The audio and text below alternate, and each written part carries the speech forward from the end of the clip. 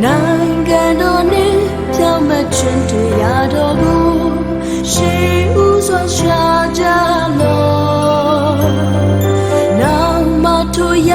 မြတ်ကိုတည်၍ပေအောင်မည်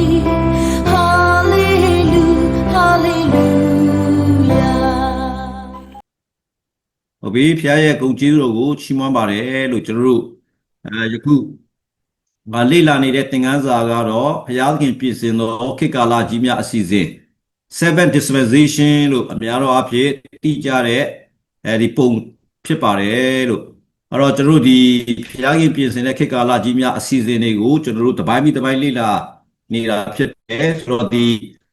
ကျေပြတ်တဲ့ဒီပုံကြီးကိုကျွန်တော်ပြန်ကြည့်မယ်ဆိုလို့ရှိရင်တော့ဖြစ်နော်ဘုရားသခင်ရဲ့မူလဖန်ဆင်းခြင်းအကြောင်းတွေ့ရမယ်ဒီအခါကျတော့အပြစ်ကင်းခြင်းခေဩတဘာခေလူအုပ်ဆိုးခြင်းခေဂရိတော်ခေပညတ်တော်ခေကျေးဇူးတော်ခေနိုင်ငံတော်ခေဆိုပြီးတော့ခေတ်ကာလ9ခုအကြောင်းကိုကျွန်တော်လေ့လာနေတာဖြစ်ပါတယ်အဲ့တော့ဒီခေတ်ကာလ9ပိုင်းကိုကျွန်တော်ကြည့်တဲ့အခါမှာခေတ်ကာလတစ်ခုချင်းစီတိုင်းမှာဘာတွေ့ရတယ်လဲဆိုလို့ရှိရင်စောင့်ထိန်ရမယ့်တာဝန်ဘုရားကလူတိုင်းကိုပညတ်ပေးပါတယ်အဲ့ပညတ်တွေကိုဘုရားခင်ပေးတဲ့အရာတွေကိုလောကလူသားတွေကကျင့်ဆောင်နိုင်သလားလို့မေးတဲ့အခါမှာခေတ်တိုင်းမှာလူတိုင်းဟာအမြဲတမ်းပဲချိုးဖောက်ခဲ့ကြပါတယ်ဒါကြောင့်စောင့်ထိန်ရမယ့်တာဝန်ဘုရားသခင်ကအာဒံနဲ့ဧဝကိုပေးခဲ့တယ်ဒါပေမဲ့သူတို့ကပြက်ကွက်ကျွလွန်ခဲ့တယ်မစားနဲ့ဆိုတဲ့အသီးကိုစားမိလိုက်တဲ့အတွက်ကြောင့်သူတို့ရဲ့တက်တာထဲမှာနော်တည်ခြင်းအမင်္ဂလာနဲ့အဆုံးသတ်သွားတယ်ဆိုတာတွေ့ရတယ်ဒါကြောင့်အပြစ်ကင်းခြင်းဆိုတဲ့ကာလဟာတည်ခြင်းနဲ့ဆုံးသတ်သွားတာဖြစ်တယ်ဘုရားခင်ရဲ့စီရင်ဖြစ်တယ်ဆိုတော့နောက်တစ်ခုပြန်ရောက်လာတဲ့အခါမှာတော့ဘယ်လိုခေါ်လဲဆိုတော့ဘာကိနာမည်ပေးပါတယ်ဘာဖြစ်လို့ဆိုရင်အဲဒီဘာစလိုက်တယ်သူကောင်းပြတာပြန်ပြီးတော့တော့ဒီတော့ဒီ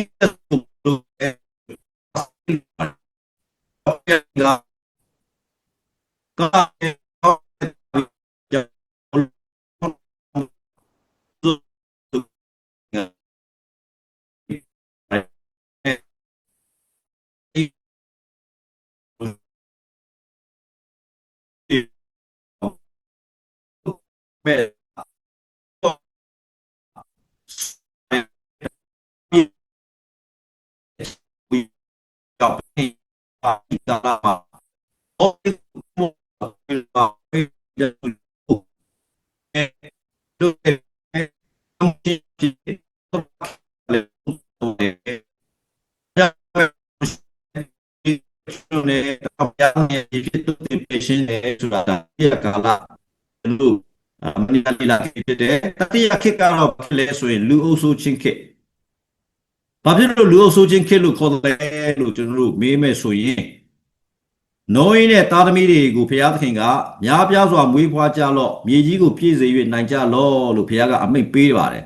အဲ့ဒီအမိန့်ပေးပြီးတဲ့နောက်ပိုင်းမှာနိုးရင်းရဲ့သားသမီးတွေကမြေကြီးပေါ်မှာများပြားစွာ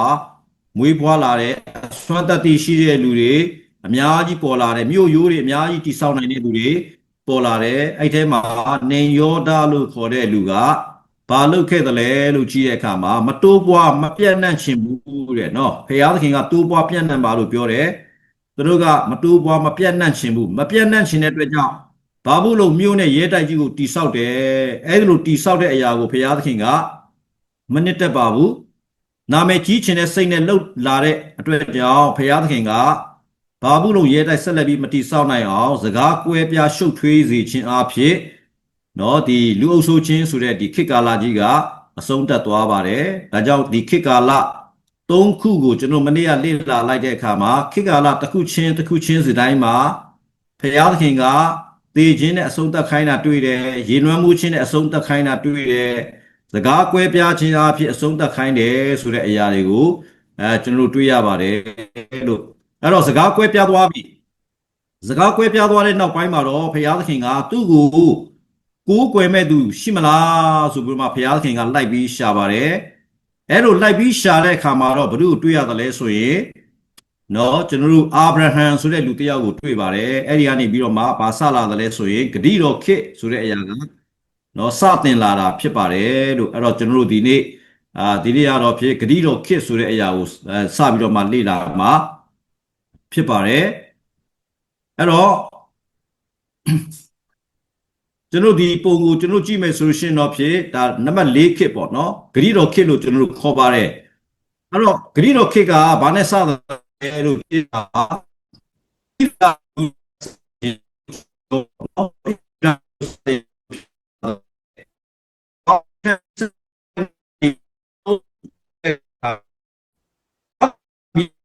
သူ့ကိုကိုးကွယ်တဲ့သူသူ့ကိုယုံကြည်တဲ့သူတွေကိုလိုက်ရှာတဲ့အခါမှာတစ်ယောက်ပဲတွေ့တယ်တဲ့အဲ့တစ်ယောက်ကဘာလို့လဲဆိုရင်အာဗြဟံလို့ခေါ်ပါတယ်အဲ့တော့ဘုရားသခင်ကအာဗြဟံကိုကပ္ပဦးကျမ်းခန်းကြီး7မှာစပြီးစကားပြောပါတယ်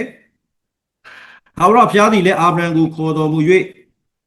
တင်းဤပြည်နှင့်တကွာအမျိုးသားချင်းပေါက်ဖော်များတဲ့ကထွက်ပြီးလေငါပြတ်တတ်တော်ပြည်သို့သွားလော့ငါသည်တင့်ကိုလူမျိုးကြီးဖြစ်စေမည်ငါကောင်းကြီးပေး၍တင်းဤနာမကိုကြီးမြတ်စေမည်တင်းဒီခံရသောသူဖြစ်လိမ့်မည်တင်းကိုကောင်းကြီးပေးသောသူကိုငါကောင်းကြီးပေးမည်တင်းကိုကျိန်ဆဲသောသူကိုငါကျိန်ဆဲမည်တင်းအားဖြင့်လည်းလူမျိုးပေါင်းတို့သည်ကောင်းကြီးမင်္ဂလာကိုခံရကြလိမ့်မည်ဟုမိန့်တော်မူ၏ထို့သို့ထာဝရဘုရားမိန့်တော်မူသည့်အတိုင်းအာဗြဟံထွက်သွား၍လူကလည်းလိုက်လေ၏ဆိုတော့ဒီနှုတ်ကပတ်တော်ကိုကျွန်တော်ဖတ်တဲ့အခါမှာတော့ဘာတွေ့ရလဲဆိုရင်ဘုရားသခင်ကအာဗြဟံကိုစတင်ပြီးတော့မှရွေးကောက်ပြီးခေါ်တယ်အာဗြဟံနေထိုင်တဲ့မီတိုပိုတာမီတိုင်းကနေပြီးတော့မှဘုရားသခင်ကသူ့ကိုတင်းရဲ့ဆွေမျိုးသားချင်းပေါက်ဖော်များတဲ့ထွက်ပါငါပြတဲ့ပြည်ကိုသွားပါငါဒီတင်းကိုလူမျိုးကြီးဖြစ်စေမယ်ဆိုတော့မှဘုရားကဘာပေးတယ်လဲဆိုရင်ဂတိတော်ပေါင်းမြောက်များစွာပေးတယ်လူမျိုးကြီးဖြစ်စေမဲ့ဂတိတော်ဘုရားခင်ပေးတယ်တင်းကိုကောင်းကြီးပေးတဲ့လူငါကောင်းကြီးပေးမယ်တင်းကိုကျင့်ဆဲတဲ့လူငါကျင့်ဆဲမယ်ဆိုပြီးတော့မှဘုရားခင်ကဂတိတော်ပေါင်းမြောက်များစွာကို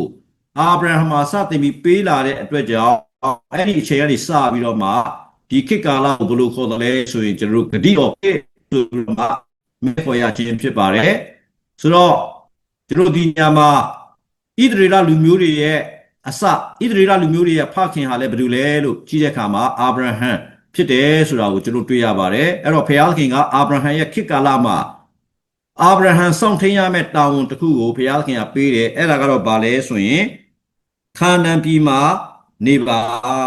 ကပ္ပဦးကျမ်းခန်းကြီး7အပိုက်ငယ်9မှာအာဗြဟံဒီမယားစာရဲအကိုသားလောသားနှင့်ဥစ္စာရတတ်သမျှကို၎င်းခါရန်မြို့၌ရသောလူတို့ကို၎င်းယူပြီးလေခါနန်ပြည်သို့ရောက်ခြင်းကထွက်သွား၍ထိုပြည်သို့ရောက်ကြ၏အဲ့တော့ဘုရားသခင်ကအာဗြဟံကိုစတင်ပြီးတော့ခေါ်ထုတ်လာတဲ့အခါမှာဘယ်မှာနေခိုင်းတယ်လဲလို့ကြည့်တဲ့အခါမှာခါနန်ပြည်၌နေပါလို့ဘုရားသခင်ကသူ့ကိုခေါ်ထုတ်လာတာဖြစ်တယ်ဒါပေမဲ့အာဗြဟံရဲ့အသက်တာကိုကျွန်တော်ကြည့်တဲ့အခါမှာသူဒီယုံကြည်ခြင်းရဲ့ဖခင်တော့ဟုတ်ပါတယ်ဖျားကြီးခေါ်လာတဲ့အခါမှာဘယ်နေရာကိုသွားတယ်ဆိုတာကိုကိုယ်တိုင်မသိပါဘူးတဲ့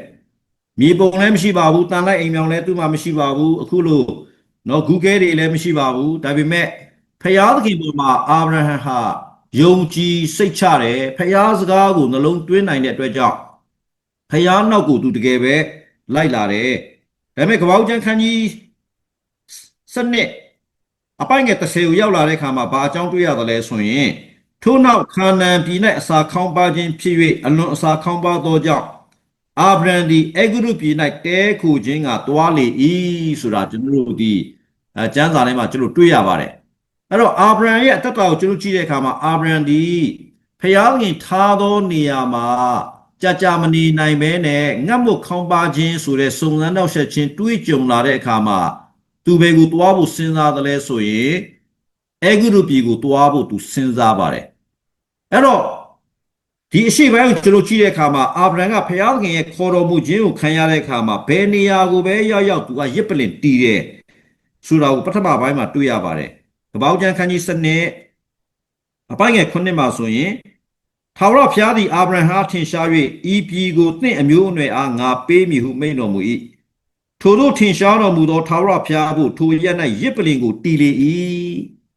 ဘုရားခင်စခေါ်လာတော့ကအာဗြဟံဖျားနောက်လိုက်လာတဲ့အခါမှာတနေရာမှာစခန်းချပြီဆိုရင်အဲ့ဒီစခန်းချတဲ့နေရာမှာအာဗြဟံကဖျားကိုဝတ်ပြုကိုးကွယ်တယ်ရစ်ပလင်တည်တယ်ဒါကကပ္ပဦးကျမ်းခန်းကြီး7အပိုင်းငယ်9အပိုင်းငယ်10ကိုရောက်တဲ့အခါမှာနောက်ထပ်ခရီးသွားတယ်ထိုရက်မှသွားပြန်၍ဘေသလမြို့အရက် အရှိ၌ရှိသောတောင်သို့ပြောင်းသဖြင့်ဗေဒလမြို့အရှိအာဣမြို့အနောက်ဆက်ကြားမှတဲကိုစောက်၍ထာဝရဘုရားဖို့ရစ်ပလင်ကိုတည်ပြီးလင်ထာဝရဘုရား၏နာမတော်ကိုပသနာပြု၏ဆိုပြီးတော့မှတွေ့ရပါတယ်ဆိုလိုချင်တာကတော့အာဗြဟံရဲ့အတ္တတာဟာဘုရားသခင်ကိုသူစိတ်ဆွဲလန်းတယ်ယုံကြည်တယ်ဒါကြောင့်သူ့ခြေလန်းတလန်းလန်းခရီးတစ်ခါသွားတိုင်းတနေရာမှာစက္ကန့်ချတိုင်းထာဝရဘုရားရဲ့နာမတော်ကိုခေါ်လေခေါ်ထားရှိတယ်ဝတ်ပြုကိုးကွယ်လေရှိတယ်ဆိုတာကိုကျွန်တော်တွေ့ရတယ်ဆိုလိုချင်တာဒီနေ့ခေတ်ကာလမှာလဲကျွန်တော်တို့နော်ဒီခရိယန်တွေတော်တော်များများကဘာလို့ကြတယ်လဲဆိုရှင်ရန်ကုန်ကနေပြီးတော့မှမန္တလေးသွားမယ်မြစ်ကြီးနားနေပြီးတော့မှမိုးကောင်းသွားမယ်မြန်မာနိုင်ငံကနေပြီးတော့မှအမေရိက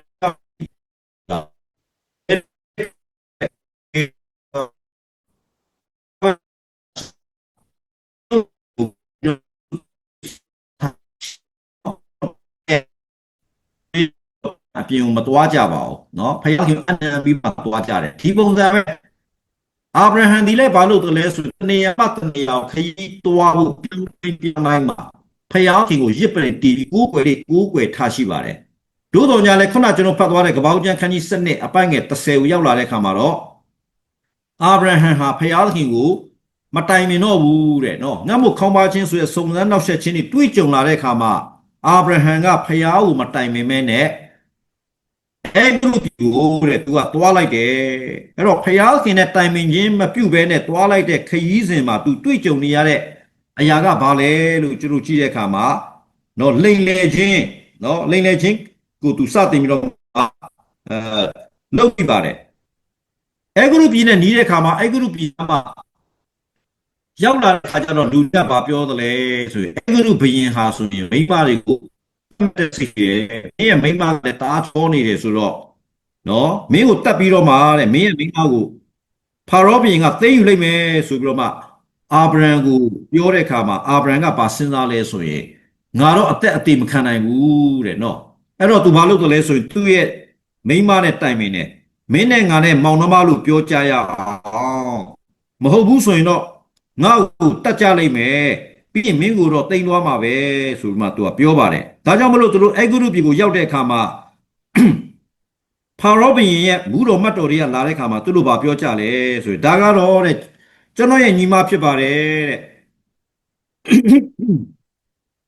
ဆာရာကလည်းဘာပြောလဲဟုတ်ပါတယ်တဲ့ဒါကကျမရဲ့မောင်ဖြစ်ပါတယ်ဆိုလို့မှသူတို့ကလိမ်လေရပါတယ်ဟုတ်ပါပြီအာဗြဟံနဲ့ဆာရာနံပါတ်1လိမ်လေကြတယ်စိုးရိမ်စိတ်တွေဝင်ကြတယ်ဘာဖြစ်လို့လိမ်လည်မှုနဲ့နော်စိုးရိမ်စိတ်တွေပေါ်လာလဲလို့မေးရင်တစ်ချက်ပါပဲဖယားရာမှာမနေလို့ရပါတယ်အဲ့ဒီပြုတဲ့ဒီထွက်ပေါ်တော့ကြဖြစ်လာတယ်စိုးရိမ်ပန်းခြင်းနောက်တစ်ခုကတော့လိမ်လည်လက်ဖျားခြင်းဖြစ်လာပါတယ်အဲ့တော့ယုံကြည်သူအရောက်တိုင်းရဲ့တက်တာထဲမှာလဲဒါကသတိထားစရာတခုတော့ရှိလာပါတယ်။ဘာကြောင့်လဲတဲ့ဒီနေ့ကျွန်တော်တို့ရဲ့တက်တာထဲမှာလဲဖျားထားသောနေရာမှာကျွန်တော်မနေမိတဲ့အခါတွေရှိတယ်။ဖျားခင်ကကျွန်တော်တို့အမှုတော်ဆောင်ခိုင်းတာကတနေရာကျွန်တော်တို့သွားတဲ့နေရာကတနေရာဖြစ်ကောင်းဖြစ်မယ်။ဒါမှမဟုတ်ဘူးဆိုရင်လည်းကျွန်တော်ကဖျားခင်နဲ့တိုင်ပင်ခြင်းမပြုဘဲနဲ့လှုပ်ချင်တာကိုဇွတ်လုပ်တယ်ဆူတောင်းမှာပဲဖျားကလမ်းပြမှာလားဆူမတောင်းရင်ရောဖျားခင်ကမပြနိုင်တော့ဘူးစသည်ဖြင့်ဖျားခင်ကိုကျွန်တော်စောရကတက်လာတဲ့ချိန်ကျရင်တော့အဲ့ဒါထဲမှာဘာပဲလို့ပြနေကကြပြီးပါလာလေရှိတယ်တွေ့ရပါတယ်အဲ့တော့ကျွန်တော်ဆက်ပြီးတော့မှကြည့်တဲ့အခါမှာဘာတွေ့ရသလဲဆိုရင်ဖာရောကစာရဲကိုတိမ့်ပိုက်လိုက်ပြီနော်နတ်တော်မှာပေါ်သွားလိုက်ပြီပြီးတော့မှအာဗြဟံကိုပါပြီးခဲ့တယ်လဲဆိုရင်သူ့နွားအတီးဘွားမိကြီးမိမကျွန်းယောက်ျားကျွန်းမိန်းမအများကြီးပေးတယ်တဲ့နော်ကျွန်တော်ကချင်ပြည်နယ်အနေနဲ့ပြောမယ်ဆိုရင်တော့ကွန်ဖိုးပေးတယ်ပေါ့အာဗြဟံတိတ်တော်တယ်မင်းရဲ့ညီမကိုတော့ဖာရောဘုရင်ကတော့တိမ့်ပြီနော်ခေါ်သွားပြီနော်ကဲရောက်ဖားတော့နော်မင်းအတွက်မြင်းတွေလည်းရမယ်မီးတွေလည်းရမယ်တူနွားတွေလည်းရမယ်ကျွန်းရကျွန်းမိန်းမတွေလည်းရမယ်ဆိုပြီးတော့မှအာဗြဟံကိုအများကြီးလက်ဆောင်တွေပေးတယ်အာဗြဟံကဘာလုပ်လဲဆိုရင်ကြေနက်နဲ့ဒီနေရာမှာနေတယ်နော်ဒါပေမဲ့အပိုင်ငယ်ဆက်ခွန်ရောက်လာတဲ့ခါမှာဘာတွေ့ရသလဲဆိုရင်ထာဝရဘုရားသည်အာဗြဟံဤမယားစာတဲ့အတွက်ကြောင့် ဖာရောဘုရင်မှဆ၍နန်းတော်သားတို့ကိုကြီးသောဘေးဒဏ်ဖြင့်ဆုံးမတော်မူ၏ဖျားခင်မကြိုက်ဘူးတဲ့ဖျားခင်ဆုံးမတယ်ဘယ်သူကိုဆုံးမတယ်လဲဆိုတော့အာဗြဟံကိုမဟုတ်ပါဘူးဖျားဆုံးမတာကဖာရောဘုရင်ရဲ့အိမ်သားတွေနန်းတော်သားတွေကိုဖျားကဆုံးမတယ်အဲ့လိုဆုံးမတဲ့ခါမှာဖျားသခင်ကဘာဖြစ်လို့ဆုံးမတယ်လဲတဲ့ sorry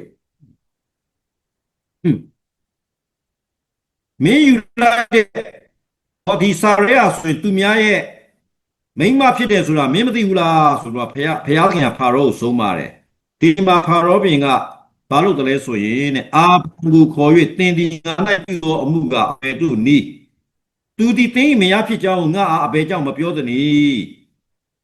ငါကသူ့ကိုတိမ့်ပိုက်စေခြင်းကသူဒီငါနှမဖြစ်သည်ဟုအဘယ်ကြောင့်ဆိုသနည်းတင်းမရကိုယူ၍ယခုတွားလို့အမိန့်ရှိ၏အတိပ္ပယ်ကတော့ဖာရောဘုရင်ကဒီမှာရှိနေတဲ့အာဗြဟံကိုခေါ်ပြီးတော့မှဆူတယ်တဲ့နော်ဆူတယ်သူ့ကိုကြိမ်းမောင်းတယ်ငါရဲ့တိုင်းပြည်ကနေမင်းချက်ချင်းထွက်သွားတော့ဆိုပြီးတော့မှသူ့ကိုနှင်လွတ်လိုက်တယ်ချစ်တော်ညီကောင်မောင်တို့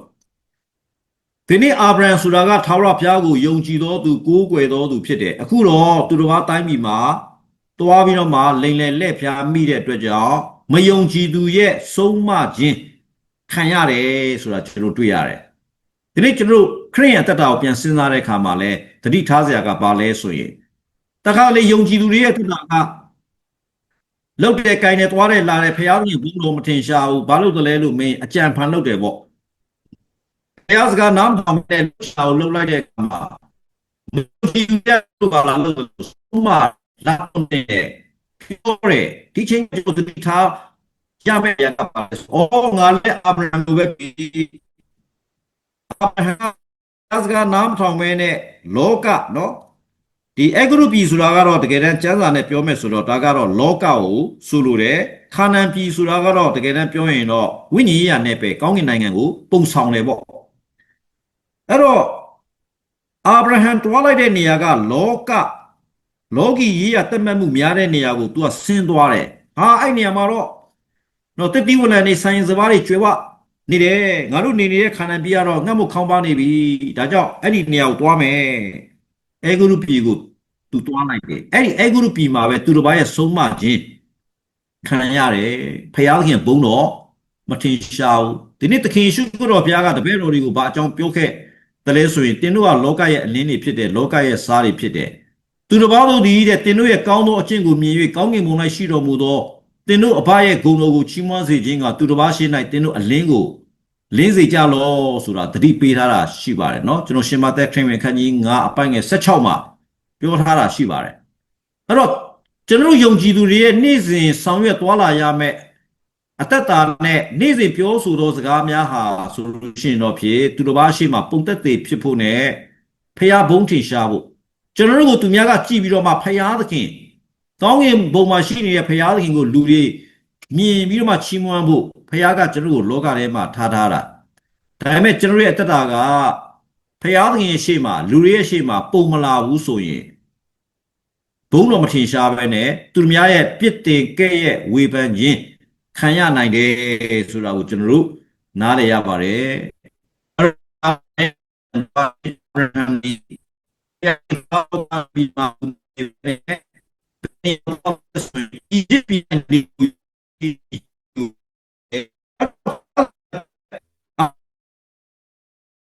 အဲဒီထဲမှာတော့ကျွန်တော်မေးတော့ဘာလဲ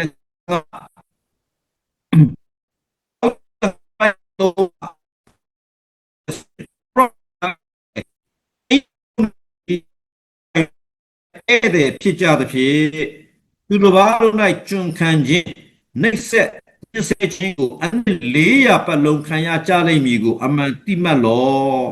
ဖျားသခင်ကဒီညမှာအာဗြဟံကိုပြောလိုက်တဲ့အရာကဘာလဲဆိုရင်နော်အဲဂရုပြည်မှာမင်းတွားပြီးတော့မှနေချင်းဒါဖြစ်တဲ့အတွက်ကြောင့်အဲဂရုပြည်မှာမင်းရဲ့အမျိုးအနွယ်တွေနေကိုနေရမယ်တဲ့နှစ်ပေါင်းဘယ်လောက်နေရမလဲနှစ်ပေါင်း400နှစ်ပေါင်း400လုံးဘာဖြစ်မလဲအဲ့ဒါဖြစ်မယ်တဲ့သူတစ်ပါးထံမှာကျွန်လဲခံရမယ်နှိမ့်ဆက်ညင်စေခြင်းကိုလည်းနှစ်ပေါင်း400လုံးမင်းတို့ခံရမယ်ဆိုတော့ပါ သူတို့ဆိုင်ကိုလည်းငါစီမယ်သူတို့မှာဒီများစွာသောဥစ္စာနဲ့ထွက်ရကြလိမ့်မယ်ဒါကပောက်ကျန်ခန်းကြီးကျွန်တော်15မှာနော်ကပောက်ကျန်ခန်းကြီး15အပိုင်းငယ်73မှာတခါတည်းဖျားသခင်ကအာဗြဟံကိုဆုံးမတဲ့စကားကပြောခဲလိုက်ပြီးဖြစ်ပါတယ်အဲ့တော့အဲ့ဒီအရာနဲ့ပတ်သက်ပြီးတော့မှဘာတွေ့ရသလဲဆိုရင်ကပောက်ကျန်ခန်းကြီးကျွန်တော်46အပိုင်းငယ်6ကိုရောက်လာတဲ့အခါမှာတော့ဘာကိုတွေ့ရသလဲတဲ့နော်9နဲ့6မှာတဖန်ယာကုပ်သည်ဘေရရှေဘအရက်မှထွက်၍တူစည်းစရာဖို့ဖာရောမင်းပေးလိုက်တော်လဲသို့ဖြစ်ဣသရေလ၏သားတို့သည်အဘမဆ၍မိမများနှင့်သူငယ်များကိုဆောင်လျက်ခါနန်ပြည်၌ရသောတရိษံများနှင့်ဥစ္စာများကိုလဲယူ၍အေဂုတုပြည်သို့သွားကြ၏ဆိုလိုချင်တာကတော့ဖျားသခင်ရဲ့တရားစီရင်ခြင်းရောက်လာပြီအဲ့ဒီအရာကဘာလဲဆိုရင်အာဗြဟံကနေမွေးတဲ့ဣဇက်ကနေမွေးတဲ့ယာကုပ်ကနေပြီးမှမွေးဖွားလာတဲ့ယောသတ်ဟာအေဂုရုပြည်မှာရောင်းစားခံရပြီးနောက်ပိုင်းမှာအရင်နော်အေဂုရုပြည်သွားတယ်အဲ့ဒါမှယောသတ်ဒီအချိန်ကာလမှာသူ့ရဲ့အကူတော်တွေကခါနာပြည်မှာငတ်မခေါင်းပါတဲ့အတွက်ကြောင့်ဆိုင်စဘာတွေမရှိတဲ့အတွက်ကြောင့်အေဂုရုပြည်မှာဈေးလာဝယ်ကြတယ်ဈေးလာဝယ်ရင်းနဲ့ယောသတ်နဲ့တွေ့သွားတယ်အဲ့တော့ယောသတ်ကဘာလုပ်သလဲကျွန်တော်ရဲ့အဖေကိုလည်းခေါ်လာပါတဲ့ညီသူ့အောင်ပါလာတော့တဲ့ကြောင့်ယာကုပ်နဲ့တကွာတဲ့သားတွေပေါ့နော်သား17ယောက်အားလုံးဟာဆိုရှင်အေဂုရုပြည်ကိုလုံးဝဆင်းသွားလိုက်ပြီနော်လုံးဝဆင်းသွားလိုက်ပြီအဲ့ဒါကအေဂုရုပြည်မှာကျွန်ခံဖို့ရန်အတွက်လမ်းပြင်ဆင်ဖြစ်တယ်လို့ကျွန်တော်တွေ့ရပါတယ်အဲကြောင့်လူဆွေအာဗြဟံသားဣဇက်သားယာကုပ်နော်ယာကုပ်ရဲ့သားသမီးတွေကအေဂုရုပြည်ကိုဆင်းသွားခြင်းအဖြစ်အဲ့တဲ့ဖြစ်တာကနှစ်ပေါင်း30ပဲအဲ့တဲ့ဖြစ်တာနှစ်ပေါင်း30ကျော်တဲ့အခါမှာနော်ယောသတ်ကတော့တည်သွားပြီယောသတ်ကိုမသိတဲ့ရှင်ဘုရင်တစ်ပါးကပေါ်လာတဲ့အခါမှာအဲ့ဒီဘုရင်ကဘာလုပ်ကြလဲဆိုနော်ဒီဣသရေလလူမျိုးတွေအားလုံးကိုကျွန်ဖြစ်စေခြင်းကအပ်ပလိုက်ပြီတဲ့ဒါကြောင့်ကျွန်တော်ဒီမှာတရားစီရင်ခံရခြင်းကဘာနဲ့တရားစီရင်ခံရလဲဆိုအေဂုရုပြည်၌အာဗြဟံရဲ့အမျိုးအနွယ်တွေကကျွန်ခံရတယ်ထွမြောက်ကျမ်းခန်းကြီး1အပိုင်းငယ်8ကနေပြီးတော့မှ73ကိုကျွန်တော်ကြည့်လိုက်တဲ့အခါမှာတွေ့ရပါတယ်ထွမြောက်ကျမ်းခန်းကြီး1အပိုင်းငယ်8ကနေပြီးတော့မှ73ကိုကြည့်တဲ့အခါမှာထို့နောက်မှာအေဂရုပြည်ကယောသတ်ကိုတော်ရှင်ဘုရင်တစ်ပေါ်လာ၏ထိုရှင်ဘုရင်ကလည်းဣသရေလအမျိုးသားတို့သည်ငါတို့ထက်တာ၍များကြ၏တာ၍အားကြီးကြ၏လာကြသူတို့ကိုလိမ္မာစွာပြုကြစို့သို့မဟုတ်သူတို့သည်များပြားကြလိမ့်မည်နောက်ဆင်းမှုရောက်နေငါတို့ရန်သူဖက်တို့ငါတို့ရဲပတ်တို့ပြီးတို့တို့ကြောင့်စီချင်းအုပ်ချုပ်ခံကြ၏ဣရေလလူတို့လည်းဗန္တာတော်တူထားရဖို့ဘိတုံနဲ့ယာမတက်မြို့ကိုတိဆောက်ရကြ၏ဘိတုံနဲ့ယာမတက်မြို့ဟာဘာတွေပေါ်များတယ်လဲဆိုရင်ပရမစ်တွေပေါ်များတဲ့မြို့ဖြစ်တယ်နော်အဲ့ဒါဘယ်လိုဖြစ်ရလဲဆိုရင်ကျွန်ခံဒီကိုခံရတဲ့ဣသရေလလူမျိုးတွေကအဲ့ဒီရဲတိုက်ကြီးတွေပရမစ်ကြီးတွေတိဆောက်ဖို့ကျွန်ပြုခြင်းခံရတယ်ဆွေးနွေးနေကျွမ်းရလို့ပြရတယ်။ကြောင့်ကြောက်ကဟာလူရှိပါတဲ့ဆုံးတဲ့ကျွတ်တဲ့ခါမှာအီဂျစ်နိုင်ငံမှာသူ့ပြည်မှာကျွမ်းနေတော့ကျွန်တော်တွေ့ရပါတယ်။ဒါကြောင့်ဂတိတော်ခင်မှာဘုရားခင်ကစောင့်မဲ့တော်ပါတယ်။စောင့်ထိုင်တော်ကခါနာပြည်မှာနေပါတဲ့။ပြက်ကွက်ယူနေတဲ့ညကပါလဲဆိုရင်အခုပြည်မှာနေလို့ရတဲ့။ဒါကြောင့်ဘုရားခင်အီဂျစ်ပြည်၌ကျွန်ခံရကြ၏နော်အီဂျစ်ရပြည်တို့အဲဆိုတာကိုကြားတယ်ဒါကတော့ဝိညာဉ်ရေးနဲ့ပတ်သက်ပြီးတော့မှအာရန်ရဲ့အကြောင်းသင်ခန်းစာကိုကျွန်တော်အနေငယ်ဆက်ပြီးတော့မှကြည့်ဖို့ဖြစ်ပါတယ်လို့အဲ့တော့ကပောက်ကျမ်းခန်းကြီး7အပိုင်းငယ်1ကနေ9မှာဆိုရင်တော့ဘုရားခင်ကအာဗြဟံကိုပေးလိုက်တဲ့ဂရိကပါလဲဆိုရင်လူကြီးဖြစ်စေပြီအဲ့ဒီဂရိကိုဘုရားရှင်ကအာဗြဟံကိုပေးခဲ့ပါတယ်အဲ့ဒီဂရိကိုပေးတော်တာလဲ နော်အာဗြဟံရဲ့အသက်ကဘယ်လောက်ရှိသလဲလို့မင်းဖခင်ခေါ်ထုတ်တုံးကတော့အသက်85နှစ်စာရာရဲ့အသက်ဟာဆိုရင်တော့အသက်65နှစ်ဖြစ်တယ်ပြောမယ်ဆိုရင်တော့စာရာရဲ့အသက်တာကအသက်65နှစ်လို့ပြောလိုက်တဲ့အခါမှာဒါတွေးဆုံးပြီလို့ပြောလို့ရတယ်အာဗြဟံနဲ့85နှစ်လို့ပြောလိုက်တဲ့အခါမှာခွန်အားတွေတိတ်မရှိတော့ဘူးတဲ့အဲ့ဒီလိုနော်အသက်အရွယ်ကြီးရင်တဲ့အချိန်ကြတော့မှဖခင်ပြောသောစကားကဘာလဲဆိုရင်တင့်ကိုလူမျိုးကြီးဖြစ်စေမယ်လို့ဖခင်ကဂတိပေးတယ်အဲ့ဒီဂတိတော်ကိုလည်းအာဗြဟံယုံတယ်အဲ့တော့အာဗြဟံရဲ့ယုံကြည်ခြင်းတွေကိုဒီကျမ်းစာထဲမှာပြန်လည်ပြီးတူးဖော်တဲ့အခါမှာနံပါတ်1အာဗြဟံရဲ့ယုံကြည်ခြင်းကပါလဲဆိုဖခင်ကသူ့ကိုတိုင်းပြည်တပြည်အပိုင်ပေးမယ်လို့သူကယုံတယ်ယုံတဲ့အတွက်ကြောင့်သူကနော်ခါနန်ပြည်ကိုနော်ခါနန်ပြည်ကိုသူကနေပြီးတော့ထွက်လာတယ်အဲ့ဒါကနံပါတ်1သူ့ရဲ့ယုံကြည်ခြင်းဖြစ်တယ်အခုနံပါတ်2ယုံကြည်ခြင်းကတော့ဘာလဲဆိုရင်သားယတနာကိုရမယ်လူမျိုးကြီးဖြစ်စေမယ်အဲ့ဒါကိုအာဗြဟံကယုံတာဖြစ်တယ်ဒါကြောင့်ဒီမှာကျွန်တော်ပြန်ကြည့်တဲ့အခါမှာအာဗြဟံဒီဖခင်ကိုတကယ်ပဲယုံကြည်ခြင်းရှိသလားလို့မေးတဲ့အခါမှာသူရှိတယ်ယောမဩဝါဒစာခန်းကြီး4အပိုက်ငယ်19ကနေ21ကိုကျွန်တော်ကြည့်တဲ့အခါမှာနော်ဒီအရာလေးနဲ့ကျွန်တော်ဒီနေ့ညခွန်အားယူဖို့လည်းဖြစ်ပါတယ်ယောမဩဝါဒစာခန်းကြီး4အပိုက်ငယ်19ကနေပြီးတော့မှ21ကိုကြည့်တဲ့အခါမှာငါဒီတင့်ကိုလူမျိုးအများတို့၏အဘဖြစ်စေမည်ဟုကျမ်းစာ၌လာသည်နှင့်အညီထိုအာဗြဟံဒီကသင်လွန်သောသူတို့ကိုရှင်စေတော်မူထသောမဖြစ်သေးသောအရာတို့ကိုဖြစ်စေသောအရာကဲ့သို့မှာထားတော်မူသောဖျားသခင်တည်းဟူသောကိုယ်တိုင်ယုံကြည်သောဖျားရှိတော်၌ခတ်သိမ်းသောငါတို့ရဲ့အဘဖြစ်သည်အာဗြဟံရဲ့ယုံကြည်ခြင်းကိုဒီနေရာမှာအပိုင်ငယ်16မှာဘာအကြောင်းပြောလဲဆိုရင်ငါတို့အဘအာဗြဟံကတဲ့နော်ဖျားသခင်ကိုယုံတယ်တဲ့သူ့ရဲ့ယုံတာကဘယ်လိုယုံတယ်လဲဆိုရင်တဲ့သေလွန်သောသူကိုရှင်စေတဲ့ဖျားလို့သူကယုံတယ်မဖြစ်သေးသောအရာကိုဖြစ်အောင်လုပ်နိုင်တဲ့ဖျားလို့သူကယုံတယ်ဘယ်လိုယုံတယ်လဲလို့မေးရင်ဒီနေရာမှာကိုယ်တိုင်ယုံတယ်ကျွန်တော်ဒီစကားလေးတအားသဘောကျပါတယ်ကိုယ်စားယုံတာမဟုတ်ဘူးကိုယ်တိုင်ယုံတယ်တခါလေကျွန်တော်တို့ဖျားเจ้าမှာလူလာတာနဲတယ်နော်အဖေကြီးကကြံခဲ့တယ်တဲ့အမေကပဲဖျားเจ้าလာတယ်အဲ့တော့မေးတယ်ဟာခမည်းတယောက်တည်းလာသလားခမည်းယောက်ျားဖျားเจ้าမလာဘူးလားမေးလိုက်တဲ့ခါကျတော့ဘာပြောသလဲဆိုရင်ကျမယောက်ျားကအိမ်ဆောင်နေတယ်တဲ့ကျမကိုကိုယ်စလဲလွတ်လိုက်တာတဲ့ကိုယ်စလဲလွတ်တာနော်ဖျားเจ้าကိုလာတော့လာတယ်ကိုယ်စလဲအနေနဲ့လာတယ်ကိုစားလာတယ်ဒီနေ့ကျွန်တော်တို့ရဲ့အတ္တမှာဖျားကိုကိုစားယုံမယ်ဆိုတာအဲ့လိုလုပ်လို့မရအောင်ဖျားကိုယုံတဲ့အခါဘယ်လိုယုံရတယ်လဲဆိုကိုယ်တိုင်ယုံတယ်ဒီဖျားကိုကျွန်တော်ယုံတယ်ကိုယ်တိုင်ယုံတယ်ဘယ်လိုယုံတယ်လဲအာဗြဟံပြောတဲ့အရာကပါလေသေလွန်သောသူကိုရှင်စေတဲ့ဖျားဖြစ်တယ်မဖြစ်သေးတဲ့အရာကိုဖြစ်စေသောအရာကဲ့သို့မှာထားတဲ့ဖျားဖြစ်တယ်အဲ့ဒီဖျားကိုငါယုံတယ်ဆိုတဲ့အတ္တနဲ့အာဗြဟံကဖျားသခင်စီမှာတိုးဝင်ရှင်းကပ်လာတာဖြစ်ပါတယ်အပိုင်ငယ်18မှာသင်၏မျိုးနွယ်သည်တဲ့ထို့သောဖြစ်လိမ့်မည်ဟူသောဗျာဒိတ်တော်အတိုင်းမိမိသည်လူမျိုးအများတို့၏အဘဖြစ်မည်ဟုမျှော်လင့်เสียအကြောင်းမရှိဘဲလျက်ယုံကြည်၍မျှော်လင့်လေ၏ငါရဲ့အသက်ကအသက်85နှစ်ရှိပြီဘယ်လိုလုပ်ကလေးရမလဲငါမိန်းမရဲ့အသက်ကလည်း65နှစ်ရှိပြီကလေးရောရနိုင်ပါမလားနော်လူမျိုးအများတွေအဘဖြစ်စေမယ်လို့ဖခင်ကတော့ပြောတာပဲဒါပေမဲ့မျော်လင့်စရာကတော့ရှိသလားဆိုမရှိဘူးတဲ့မျော်လင့်စရာမရှိတဲ့အကြောင်းကို तू ကဘာဖြစ်လဲမျော်လင့်တယ်တဲ့အခြေအနေတော့မကောင်းဒါပေမဲ့ तू ကဘာဖြစ်လဲဖခင်တတ်နိုင်တယ်ဆိုတဲ့အရာကို तू ကယုံကြည်တဲ့အတွက်ကြောင့်နော်ဖခင်သခင်ပေါ်မှာပဲစိတ်ဆွဲလန်းတယ်ဒါကြောင့်ကျွန်တော်ဟေဘရဲဩဝါဒစာခန်းကြီး7ပေါ့နော်ဟေဘရဲကျမ်းခန်းကြီး7အပိုက်ငယ်1မှာဘာပြောလဲဆိုရင်ယုံကြည်ခြင်းသည်မျှော်လင့်သောအရာကိုမျက်မှောက်ပြုခြင်းဖြစ်တယ်မမြင်သေးသောအရာကိုသိမှတ်ဆွဲလန်းခြင်းအကြောင်းဖြစ်တယ်လို့ပြောပါတယ်ဆိုတော့အာဗြဟံရဲ့အတ္တကဖခင်ပေါ်မှာတကယ်ပဲယုံသလားလို့မင်းရင်သူယုံကြည်ခြင်း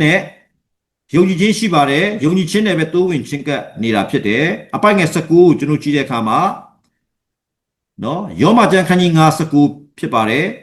ယုံကြည်အားကြီးသည်ဖြစ်၍မိမိအသက်သည်အနှစ်တရာလောက်ရှိသည်ဖြင့်မိမိကိုယ်သည်အသေးကဲ့သို့ရှိကြောင်းကို၎င်း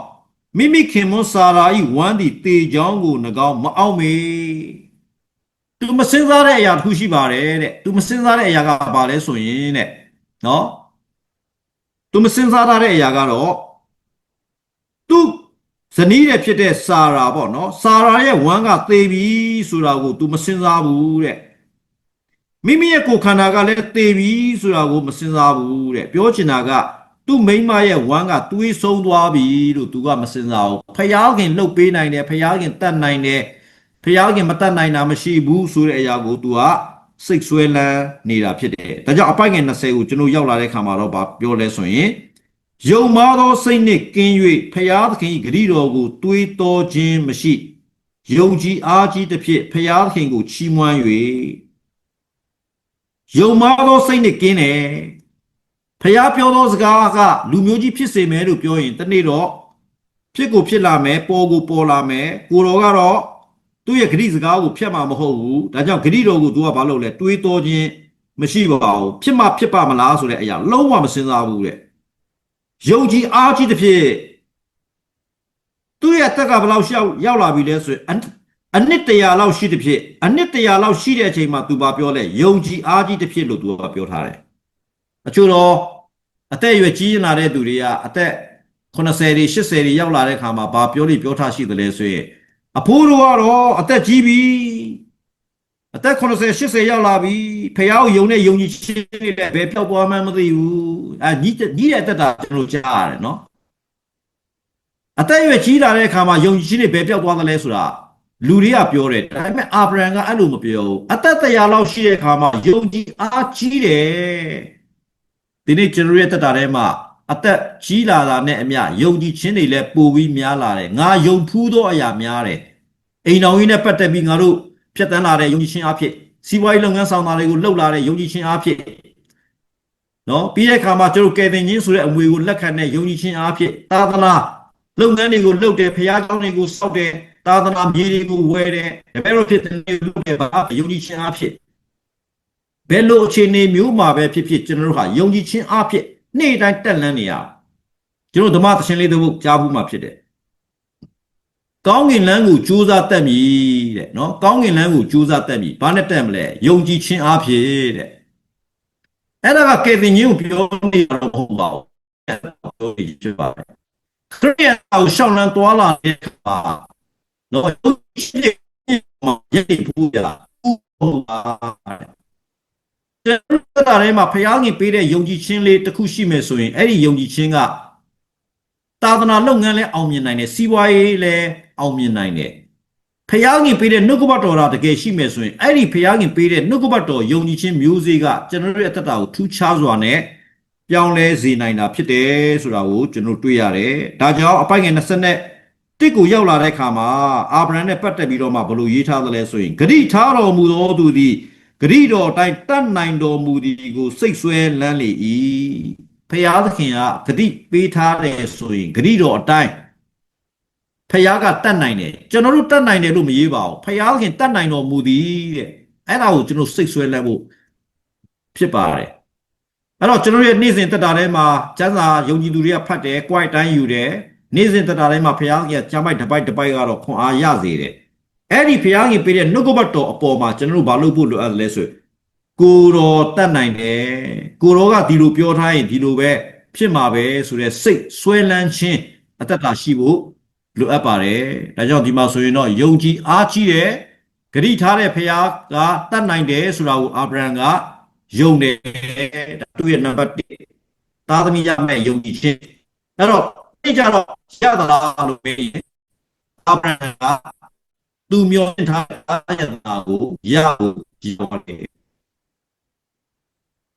ကျွန်တော်တို့ရဲ့တရားထဲမှာလည်းဖယားသခင်၌ဆုတောင်းထားသောအရာများဘာတွေရှိသလဲဖယားသခင်စီမှာကျွန်တော်တောင်းထားသောအရာကဝိညာဉ်ရေးရာလည်းဖြစ်နိုင်ပါတယ်ဒါမှမဟုတ်ဆိုရင်လည်းကျွန်တော်ခန္ဓာပိုင်းဆိုင်ရာလည်း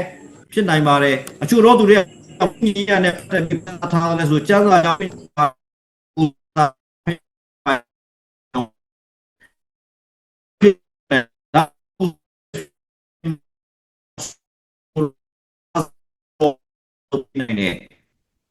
အချိန်တန်တဲ့အခါမှာဆွေမျိုးသားချင်းတွေပြောင်းလဲလာတဲ့ကျမ်းစာကြောင်းတွေနော်ဖြစ်ပေါ်လာတယ်အချို့တော့ကိစ္စတွေကလည်းနည်းနည်းကြီးမားတယ်လောလောဆယ်တော့မဖြစ်နိုင်သေးဘူးမဖြစ်နိုင်သေးတော့ညာလဲဖျားပေါ်မှာကျွန်တော်ယုံတဲ့ယုံကြည်ခြင်းတွေဟာပြတ်သွားဖို့တော့မဟုတ်ဘူးဆက်လက်ပြီးတော့မှဖျားခင်စီမှာတိုးဝင်ချင်းကပ်ပြီးတော့မှမျော်လင့်နေဖို့ဖြစ်တယ် အဲ့ဒီအချိန်မှာဘုရားခင်ကဘာလို့ပေးမလဲအာဗြဟံအသက်တရားပြည့်တဲ့အခါမှာသားယာတနာကိုပေးတကယ်တို့ကျွန်တော်တို့ရဲ့အသက်တာထဲမှာလည်းဘုရားသခင်ပေးမယ်လို့ကိုတော့ဂရိထားတဲ့အရာများဒီလေအသက်တာထဲမှာများမကြခင်ပြည့်စုံလာမယ်လို့ကျွန်တော်တို့နားလည်ရပါတယ်နောက်တစ်ချက်ကျွန်တော်ဆက်ပြီးကြည့်ရအောင်ကပ္ပဦးကျမ်းခန်းကြီး22ကနေပြီးတော့ဆက်ဒါတော့အာဗြဟံဘုရားပေးထားတာဘာငယ်ဆိုစစ်တီရှင်ကျွန်တော်တို့ကြည့်ကြရအောင်အပိုင်းငယ်တစ်ကနေပြီးတော့မှ73ကိုကျွန်တော်မှတ်ထားလို့ရပါတယ်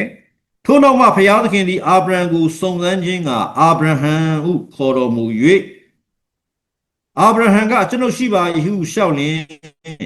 တေဒီအလုံးစစ်တော်တယောက်ဒီတော်သားဣဇက်ကိုယူ၍မောရိပြည်သို့သွားတော့ငါပြတ်တဲ့နောက်တောင်ပေါ်မှာသူ့ကိုမိရှုရရစ်ပြု၍ပူဇော်တော်ဟုပိတ်တော်မူ၏ကျွန်တော်စဉ်းစားကြည့်အောင်ဘုရားသခင်ကအာဗြဟံကိုဂရိတော်နဲ့ဆိုင်တော်သားတယောက်ပဲပေးထားတယ်ဂရိတော်နဲ့ဆိုင်တဲ့သားဣဇက်အဲ့သားဣဇက်ကိုပေးထားတဲ့အခါမှာအဲ့သားဣဇက်ကအာဗြဟံရဲ့လက်ထဲမှာနော်အသက်အရွယ်10နှစ်ဝန်းကျင်လောက်ရှိလာပြီတအားချစ်တယ်တဲ့တယောက်တည်းသောသားလည်းဟုတ်တယ်အလွန်ချစ်သောသားလည်းဟုတ်တယ်တဲ့နှစ်ချက်ရေးပါတယ်နော်အဲ့တော့သူချစ်လို့မှတော့မဝသေးပါဘူးဖယားကဘာပြောသလဲဆိုရင်အဲ့ဒီသားကိုမောရိပြည်ကိုခေါ်သွားပါတဲ့ငါပြလက်တန့်သောတောင်ပေါ်မှာသူ့ကိုမီးရှို့ရရစ်ပြူ၍ပူဇော်ပါလို့ဖယားကပြောတယ်ကျမ်းစာကြောင့်တက်ပြီးအမှုတော်ဆောင်ခိုင်းပါဆိုတာကအရှင်နော်အရှင်ပူဇော်ခိုင်းတာမတည်ဘူးသူ့ရဲ့တက်တာကအမှုတော်ဆောင်တယောက်အနေနဲ့တင်းုံဆရာတယောက်အနေနဲ့အေးဝင်ဂရိဆရာတယောက်အနေနဲ့ငါအတွက်အမှုတော်ဆောင်ပါလို့ပြောရင်ဒါကတော့ကျွန်တော်လူတိုင်းကပေးနိုင်တယ်ကိုယ့်ရဲ့သားသမီးတွေဖျားမှုတော်ဆောင်ဖြစ်ဖို့အခုဒီနေရာမှာအာဗြဟံကိုဖျားငင်တောင်းနေတာကအရှင်ပူဇော်ခိုင်းတာမဟုတ်အသေးပူဇော်ခိုင်းတာသူ့ကိုမီးရှို့ရရစ်ပြူ၍ပူဇော်ပါလို့ပြောတဲ့အခါမှာသူ့ကိုတက်ရမှာဖြစ်တယ်ပြီးတော့မှကြီးပုံမှာတင်ရမယ်ပြီးတော့မှမီးကိုရှို့ပလိုက်ရမယ်ဒီလိုအဖြစ်ပြက်မျိုးကိုအာဗြဟံကလုပ်နိုင်ပါမလားပေးနိုင်ပါမလား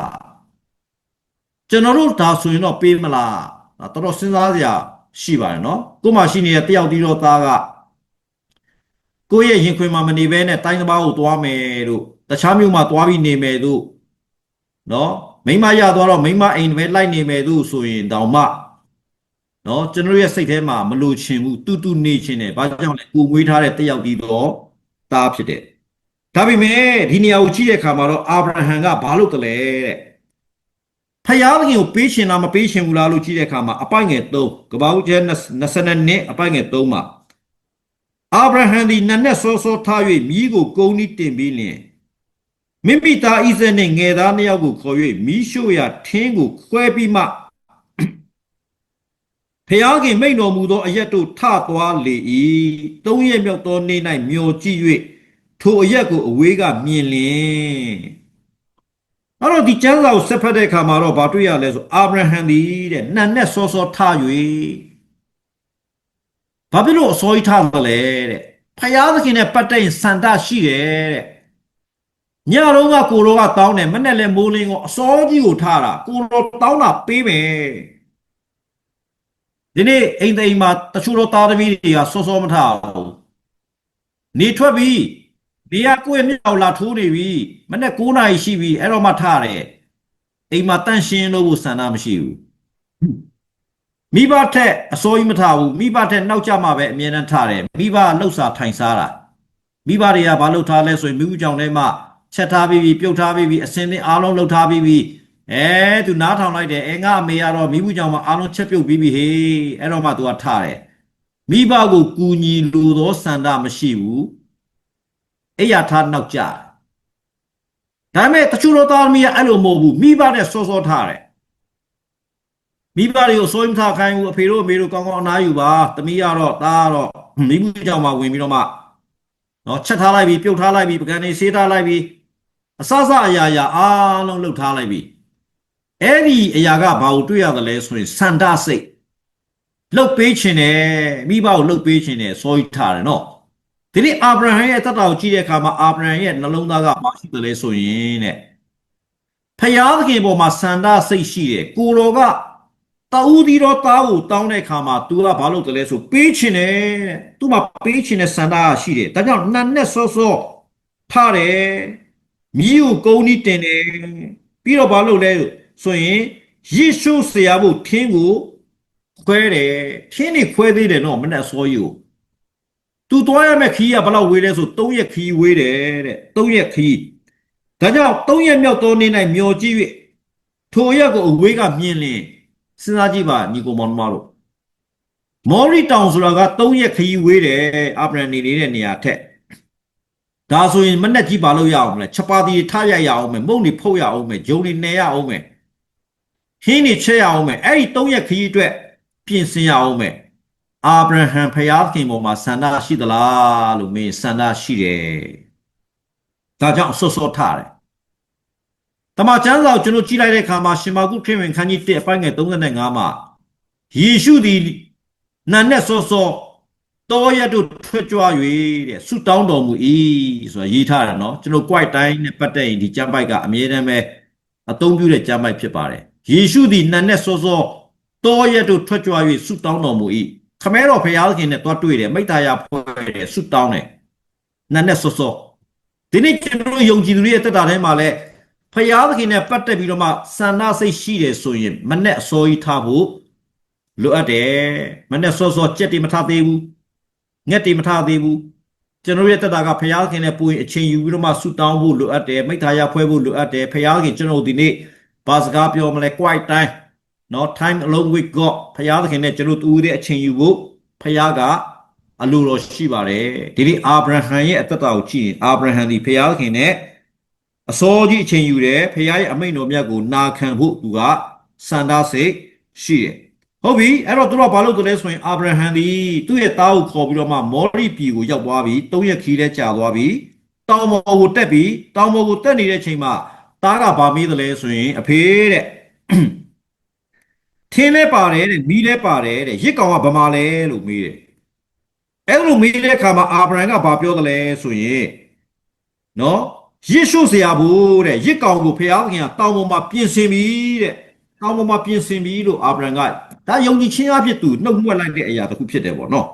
ဖျားခင်ကတော့ပြင်ဆင်ထားမှာပဲလို့သူကဒီလိုမျိုးပြောလိုက်တယ်အဲ့ဒါလိန်တာတော့မဟုတ်ဘူးဗျသူယုံကြည်ခြင်းနဲ့တကယ်ပဲဖျားခင်လှုပ်မယ်ဆိုတာကိုသူကမြင်တဲ့အတွက်ကြောင့်ပြောထားတာဖြစ်တယ်ဒါနဲ့ပဲသူကဘာလုပ်လဲဆိုရင်တောင်ပေါ်ရောက်သွားပြီတောင်ပေါ်ရောက်တဲ့အခါမှာသူ့ရဲ့သားကိုကျူးနဲ့ချီတယ်တဲ့ထင်းတွေကိုခင်းတယ်တဲ့ပြီးတဲ့အခါကျတော့မှအဲ့ရစ်ပလင်ပေါ်မှာသားဣဇက်ကိုတင်ပြီးတော့မှဓာတ်နဲ့ဖိုးမယ်ဆိုပြီးမှသူကလှုပ်တယ်ဒီအချိန်မှာဖယားသခင်ရဲ့ကောင်းကင်တမန်ကပေါ်လာပြီးတော့ဘာပြောတယ်လဲဆိုရင်အာဗြဟံထိုလူလင်ကိုမထိမခိုင်းနဲ့အလင်းမပြုတ်နဲ့သင်ဒီဖယားသခင်ကိုကြောက်ရွံ့သည်ဟုငါသိအကြောင်းမူကားသင်ဤသားသင်၌တယောက်တည်းသောသားကိုငါတောင်း၍သင်ဒီငါကိုမငင်းဟုမိန့်တော်မူ၏အာဗြဟံရဲ့နှလုံးသားမှာချီးမွမ်းစရာတစ်ခုပေါ်လာပါတယ်အဲ့ဒါကဘာလဲဆိုရင်ဖယားသခင်နဲ့ပတ်သက်ရင်မငင်းဘူးတဲ့ဖယားသခင်နဲ့ပတ်သက်ရင်မငင်းဘူးဒီနေ့ကျွန်တော်ယုံကြည်သူတွေအသက်တာထဲမှာဖယားသခင်နဲ့ပတ်သက်ရင်လေငင်းတဲ့အရာအများကြီးရှိတယ်ဟာညီကိုဒီနေ့နှုတ်ကပတ်တော်ဝင်ကားလိုက်ပါလားဒီနေ့ကျမ်းစာသင်လိုက်ပါလားဟာမလုပ်နဲ့ဗျာမလုပ်နဲ့ဗျာကျွန်တော်အစင်းမဖြစ်သေးဘူးအသင်းတော်မှာအထူးဆုတောင်းအစီအစဉ်ရှိတယ်အထူးဆုတောင်းခင်ဗျာတောင်းလိုက်ပါလားဟာမလုပ်နဲ့ဗျာညင်းတာနော်တခါတည်းကျရင်တနေရာမှာအေးဝင်ကြီးလုပ်ငန်းတွေပါဝင်ခြင်းတယ်နော်ပါဝင်ဖို့တယောက်ကနှိုးဆော်တယ်ကျွန်တော်ရဲ့စိတ်ထဲမှာပါပြီးညင်းဆန်တယ်မလုပ်ချင်ဘူးဖယားသခင်နဲ့ပတ်သက်ရင်ညင်းတတ်တဲ့နှလုံးသားမျိုးကိုဖယားသခင်ကမနစ်သက်ဘူးဗျဖယားခင်နဲ့ပတ်သက်ရင်မငင်းပဲနဲ့ဝန်ခံခြင်းနဲ့နှလုံးသားရှိဖို့ဖယားကအလိုတော်ရှိတယ်အချို့တော့ညီကောင်မောင်နှမတွေအမှုတော်ဆောင်ဖို့ပေါ့နော်ဖယားခင်ကခေါ်တယ်ကဲငါအတွက်ဘယ်သူသွားမလဲဘယ်သူသွားတရားဟောပေးမလဲဒီဖယားခင်ကဟေရှာယယူပြောသလိုပေါ့ငါဒီအဘယ်သူကိုဆေလွတ်ရမည်နီငါတို့ဘို့အဘယ်သူသွားမလဲလို့ဖယားကမေးတဲ့အခါမှာပရောဖက်ဟေရှာယကတော့ဗာပြောဘူးလေကျွန်တော်ရှိပါတယ်တဲ့ကျွန်တော်ကိုဆေလွတ်တော်မူပါဒီနေ့အမှုတော်ဆောင်ဖို့ရန်ဖယားသခင်ရဲ့အေးဝင်ဂရိတရားကိုဝေငှနိုင်ဖို့ရန်ဖယားသခင်ဟာအချို့သောသူတွေကိုအေးဝင်ဂရိအတွက်ရွေးကောက်ထားတာရှိပါတယ် ဒါပေမဲ့ကျွန်တော်အဲ့ဒီတန်ကိုမကြားဘူးလားလို့မင်းကြားတော့ကြားတယ်ဒါပေမဲ့ကျွန်တော်မလိုက်ချင်ဘူးဖယားကြီးခေါ်มาတအားဆိုးရင်နေလေနော်ဟာဖယားကြီးငေါ့ရွေးသွားရင်ဘယ်လိုလုပ်မလဲတခါတော့အတင်းတော်တပားမှာတင်းအောင်ဆရာတရားဟောတယ်ဒီနေ့ဒီအတင်းတော်ထဲမှာရှိနေတဲ့ညီကောင်မောင်တို့တွေဖယားခင်ကသူ့ရဲ့နိုင်ငံတော်အတွက်အသက်ရှင်ဖို့ရတဲ့အလိုတော်ရှိတယ်တရုတ်ဆရာလည်းခံမှန်းပြောတာပေါ့နော်ဒီထဲမှာဖယားခင်ရွေးကောက်ထားတော်သူတယောက်ရှိတယ်ခံမှန်းပြီးတော့တရားဟောတာတရုတ်ဆရာကအတင်းသားတွေကဘာဖြစ်လဲဆိုရင်ငါမဖြစ်ပါစေနဲ့ငါမဖြစ်ပါစေနဲ့တော်ကြငါ့ကိုမြတ်လက်ညှိုးထိုးပြီးတော့ခေါ်လိုက်ရင်တော့ငါတော့ဒုက္ခပဲဖယားနောက်ကိုမလိုက်ရဘူးဖယားရင်ခေါ်မဲ့အတန်တအားကြောက်တယ်ဒီနေ့ကိုတော့ကျွန်တော်ခေါ်တာကိုကျွန်တော်မငင်းဖို့အရေးကြီးပါတယ်ကျွန်တော်ရှင်မသက်ခရစ်ဝင်ခန်းကြီး၄အပိုင်းငယ်19ထဲမှာဘာအကြောင်းတွေ့လဲဆိုရင်သခင်ယေရှုကပေတရုတွေ့တဲ့အခါမှာငါနောက်တော့လိုက်ပါတဲ့သင်ဟာလူကိုများတဲ့တန်ခါဖြစ်စေခြင်းကငါပြုမယ်လို့သခင်ယေရှုခရစ်တော်ဘုရားကပေတရုပြောလိုက်တဲ့အခါမှာပေတရုဟာတဲ့ပိုက်ကုံကိုချက်ချင်းပစ်ချပြီးတော့မှနောက်တော်သူလိုက်တယ်တဲ့သူ့ရဲ့နှလုံးသားတအားကောင်းတယ်နော်ဒါကြောင့်ဘုရားသခင်ကပေတရုကို3နှစ်လောက်ခေါ်သွားပြီးတော့မှတပည့်ဖြစ်စေပြီးတော့မှနော်နောက်တော့ယေရှုခရစ်တော်ဘုရားကောင်းကင်ဘုံကိုတက်ကြွသွားတော့မှပေတရုတရားဟောလိုက်တယ်လူဘလောက်ကြောင်းလဲ3000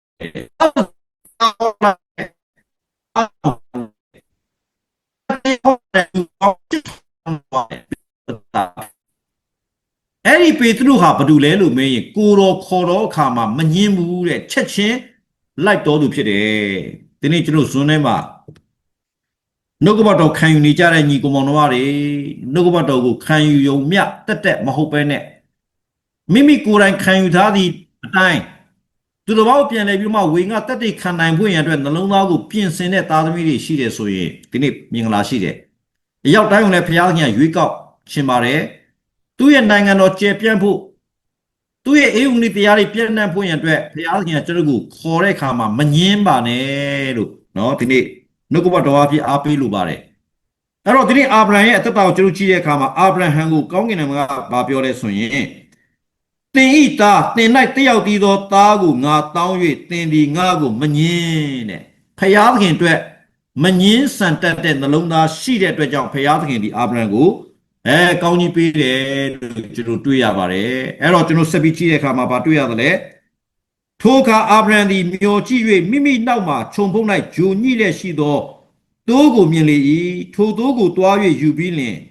မိမိသားကိုစားမီးရှို့ရရစ်ပြူ၍ပူဇော်လေ၏အဲ့ဒီသူ့ရဲ့အနောက်မှာခြုံပုတ်ထဲမှာတိုးတကောင်ကဂျုံညိနေတာကိုတွေ့တယ်တဲ့အဲ့တိုးကိုတွားပြီးပူဇော်တယ်ပြောမယ်ဆိုရင်တော့အာဗြဟံကငါယုံပြီးသားပါဖယားသခင်ကအဲ့တိုးကိုပြင်ဆင်ထားမယ်လို့ငါယုံသားပဲဒီသဘောပါပဲအဲ့တော့ကျွန်တော်ကြည့်တဲ့အခါမှာအာဗြဟံကသူ့ရဲ့သားဣဇက်ကိုပူဇော်တဲ့အခါမှာတကယ်ပဲပူဇော်ရဲသလားမိကွန်းရှိပါတယ်ဒီနေ့ဟေဘဲဩဝါဒစာမှာအဲ့အကြောင်းကိုပြန်ပြီးပြောပါတယ်အာဗြဟံရဲ့ယုံကြည်ခြင်းဟာနှစ်ထပ်ကွင်းယုံကြည်ခြင်းဖြစ်တယ်လို့ကျွန်တော်ဒီကျမ်းပိုက်လေးနဲ့တွေ့ရပါတယ်ဟေဘဲဩဝါဒစာအခန်းကြီးကျွန်တော်17အပိုင်းငယ်19ကနေပြီးမှ19ကိုကျွန်တော်ကြည့်လိုက်တဲ့အခါမှာတော့အာဗြဟံဖယားကိုယုံသလားလို့ကြည့်တဲ့အခါမှာယုံတယ်တဲ့เนาะအပိုင်းငယ်ကျွန်တော်19မှာဆိုရင်အာဗြဟံဒီစုံစမ်းတော်မူခြင်းကိုခံရသောအခါယုံကြည်ခြင်းအဖြစ်ဣဇက်ကိုပူဇော်၏ဣဇက်၌သာသင်၏အမျိုးတည်လိမ့်မည်ဟုသောဗျာဒိတ်တော်မှစ၍ဂရိတော်များကိုခံရသောသူသည်မိမိ၌တယောက်တည်းသောထိုသားကိုပူဇော်၏ထိုသို့ပူဇော်သောအခါသေခြင်းမှထမြောက်စေခြင်းကဖယားခင်တတ်နိုင်တော်မူသည်ကိုသူသည်အောက်မေ့၏ထိုသားကိုပုံစကားအဖြစ်သေခြင်းထဲကရ၏ဖယားခင်ကသားဣဇက်ကိုမီးရှို့ရရစ်ပြူ၍ပူဇော်လော့လို့ပြောတဲ့အခါမှာအာဗြဟံနှလုံးသားကချက်ချင်းပေးမယ်အဲ့ဒီသားဣဇက်ကိုမောရိတောင်ပေါ်မှာတွားပြီးတော့မှငါမီးရှို့ရရစ်ပြူ၍ပူဇော်လိုက်မယ်ဒါနဲ့ထိုးပြီးတော့တပ်ပလိုက်မယ်သူယုံတယ်နော်ဝန်ခံတယ်ဘာဖြစ်လို့ तू ကအဲ့သားဣဇက်ကိုတတ်ရဲတယ်လဲလို့မင်းရင်တဲ့ဒီသားကိုဖယားကပြောပြီးသားပဲတဲ့ဣဇက်၌သာသင်ရဲ့အမျိုးတည်မယ်လို့ကိုတော်ကပြောထားတာတဲ့အဲ့ဒီပထမကိုတော်ပြောထားတဲ့စကားကမမားဘူးဆိုရင်တဲ့ ငါတတ်လိုက်ရင်လည်းအဲ့ဣဇက်ကပြန်ရှင်ကိုရှင်မှာပဲတဲ့ငါယုံပြီးသားပဲတဲ့တကယ်လို့အဲ့တာဣဇက်ကမရှင်ဘူးဆိုရင်အရှိမဘုရားခင်ပြောထားတဲ့ဣဇက်လိုက်တာတင့်ရဲ့အမျိုးတည်မယ်ဆိုတဲ့စကားကမာသွားမှာပေါ့ဘုရားဘယ်တော့မှအမားမလုပ်ဘူးပြောရင်ပြောတဲ့အတိုင်းအတီးဖြစ်တယ်အဲကြောင့်ဣဇက်လိုက်တာတင့်အမျိုးတည်လိမ့်မယ်ဒီတော့ကဆိုရင်ဒီဣဇက်ကိုငါတတ်လို့တည်သွားရင်လည်းပြန်ရှင်အောင်ကိုတော်လှုပ်ပေးနိုင်တယ်ကဲဒီနေ့ကျွန်တော်မေးခွန်းလေးတစ်ခုတော့မေးချင်ပါတယ်တာဣဇက်ကိုတတ်လိုက်လို့တာဣဇက်ကပြန်ရှင်မယ်လို့အာဗြဟံကယုံတာနော်ဘာကြောင့်လဲဘယ်ပေါ်မှာအခြေခံပြီးတော့မှသူယုံတယ်လဲသေပေမဲ့ပြန်ရှင်မယ်လို့အာဗြဟံယုံတာကဘာလို့ယုံတယ်လဲကျွန်တော်အပေါ်မှာပြောထားတဲ့ကျမ်းပိုက်လေးတစ်ပိုက်ရှိပါတယ်ယောမဩဝါဒစာအခန်းကြီး၄အပိုင်းငယ်18မှာဖျားသခင်ဟာသေတဲ့သူတွေကိုရှင်စေတော်မူထသောဖျားဖြစ်တယ်လို့အစောကြီးတည်းကသူယုံထားတယ်အဲ့ဒါမကသေးမဲနဲ့မိမိရဲ့ကိုယ်ဟာအသေးဖြစ်တယ်လို့မအောက်မေ့ဘူးတဲ့မိမိခင်မွန်းစာရာရဲ့ဝမ်းဒီသေပြီးလို့မအောက်မေ့ဘူးတဲ့ဖျားသခင်ကပြန်ရှင်စေတယ်လို့သူယုံတဲ့အတွက်ကြောင့်အဲ့ဒီအတိုင်းပဲဖျားသခင်ကနော်စာရာရဲ့ဝမ်းကိုရှင်စေတယ်ကလေးမွေးစေတာဖြစ်တယ်အဲ့တော့သေနေတဲ့ဝမ်းကိုရှင်စေတဲ့ဖျားဟာဣဇက်ကိုဒီဘောမယ်ဒီပြီးထပ်စပါယူပါပါအာမဟန်ယုရှင်အာဒီချိပါယူအာရချာအူဒီဖြစ်နေဒီတိုင်မှာအာဘူဆန်ဝေကျတဲ့အောင်ရည်ကစမ်းစစ်တဲ့အရာတွေအများကြီးရှိပါတယ်။ကဲဒီနေ့ဘုရားသခင်ကကောင်းကင်နဲ့မြေကြီးကိုဖန်ဆင်းတာယုံသလားလို့မေးတဲ့အခါဟာကျွန်တော်ယုံတယ်။ဘုရားသခင်ကကောင်းကင်ကိုဖန်ဆင်းတယ်။နော်အာဒံနဲ့အေဝါကိုဘုရားသခင်ကမဖန်ဆင်းခင်ရိတ်ခါတွေကိုကိုရောကပြင်ဆင်ထားပေးတယ်။ဒါကြောင့်မို့လို့အာဒံနဲ့အေဝါကဘယ်တော့မှမငတ်သေးသွားဘူး။ဘုရားသခင်ကဖန်ဆင်းရှင်ဣသရေလလူမျိုးတွေကောင်းကင်ကနေပြီးတော့မှမန္နမကိုဘုရားသခင်ကချကျွေးတဲ့ဖရာလူတွေကိုအငတ်မထားတဲ့ဖရာကျွန်တော်ယုံတယ်ဟုတ်ပြီနော်ဒါဆိုရင်ဖရာသခင်ကထပ်မေးမယ်ဒါဆိုမင်းကနောက်လိုက်ငါရဲ့အမှုတော်ထမ်းလာခါတော့ရမှာမဟုတ်ဘူးလိုက်နိုင်လားကဘာတစ်ခုလုံးကိုဖရာသခင်ဖန်ဆင်းတယ်လို့ကျွန်တော်ယုံတယ်နော်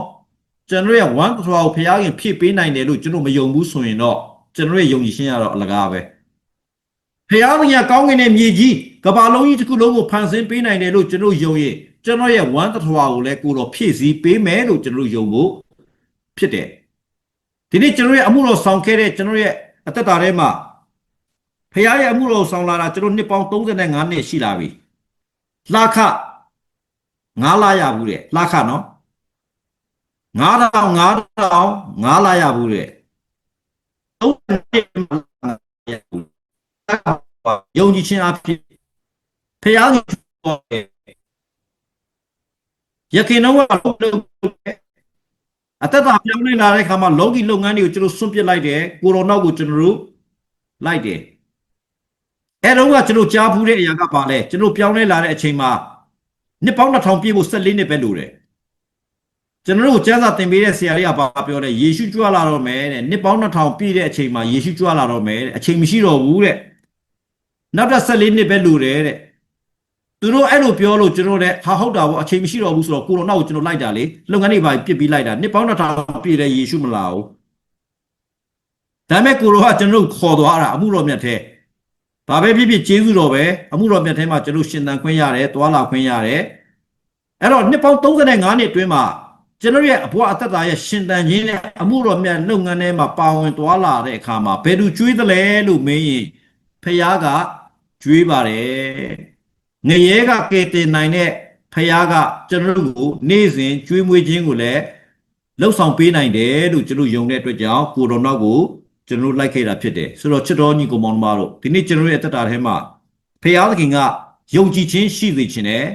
ရှိရမယ့်ယုံကြည်ခြင်းသည်ဘုဒ္ဓကဲ့သို့သောယုံကြည်ခြင်းလဲဆိုရင်အာဗြဟံကဲ့သို့သောယုံကြည်ခြင်းအဲ့တော့ကျွန်တော်ရဲ့အသက်တာထဲမှာယုံကြည်ခြင်းရှိတယ်အဲ့ဒါပါပဲဘယ်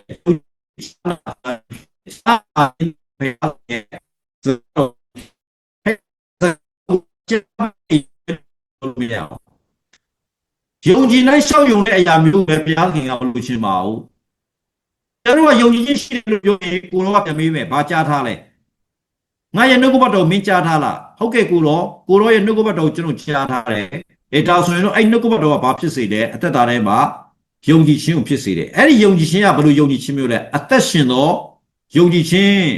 ကျွန်တော်ရဲ့ယုံကြည်ခြင်းကတည်သွားတဲ့ယုံကြည်ခြင်းမျိုးမဟုတ်ဘူးအသက်ရှင်တဲ့ယုံကြည်ခြင်းအဲ့ဒီယုံကြည်ခြင်းရှိတယ်ဆိုရင်ကိုတော်နောက်ကိုကျွန်တော်လိုက်ပါကိုတော်ခေါ်သောအတန်ကိုကြားရင်ကိုတော်နောက်ကိုကျွန်တော်လိုက်ပါကိုတော်ကတာဝန်ယူပေးမှဖြစ်တယ်လို့ကျွန်တော်တွေ့ရပါတယ်အဲ့တော့ဒီနေ့ဂရိတော်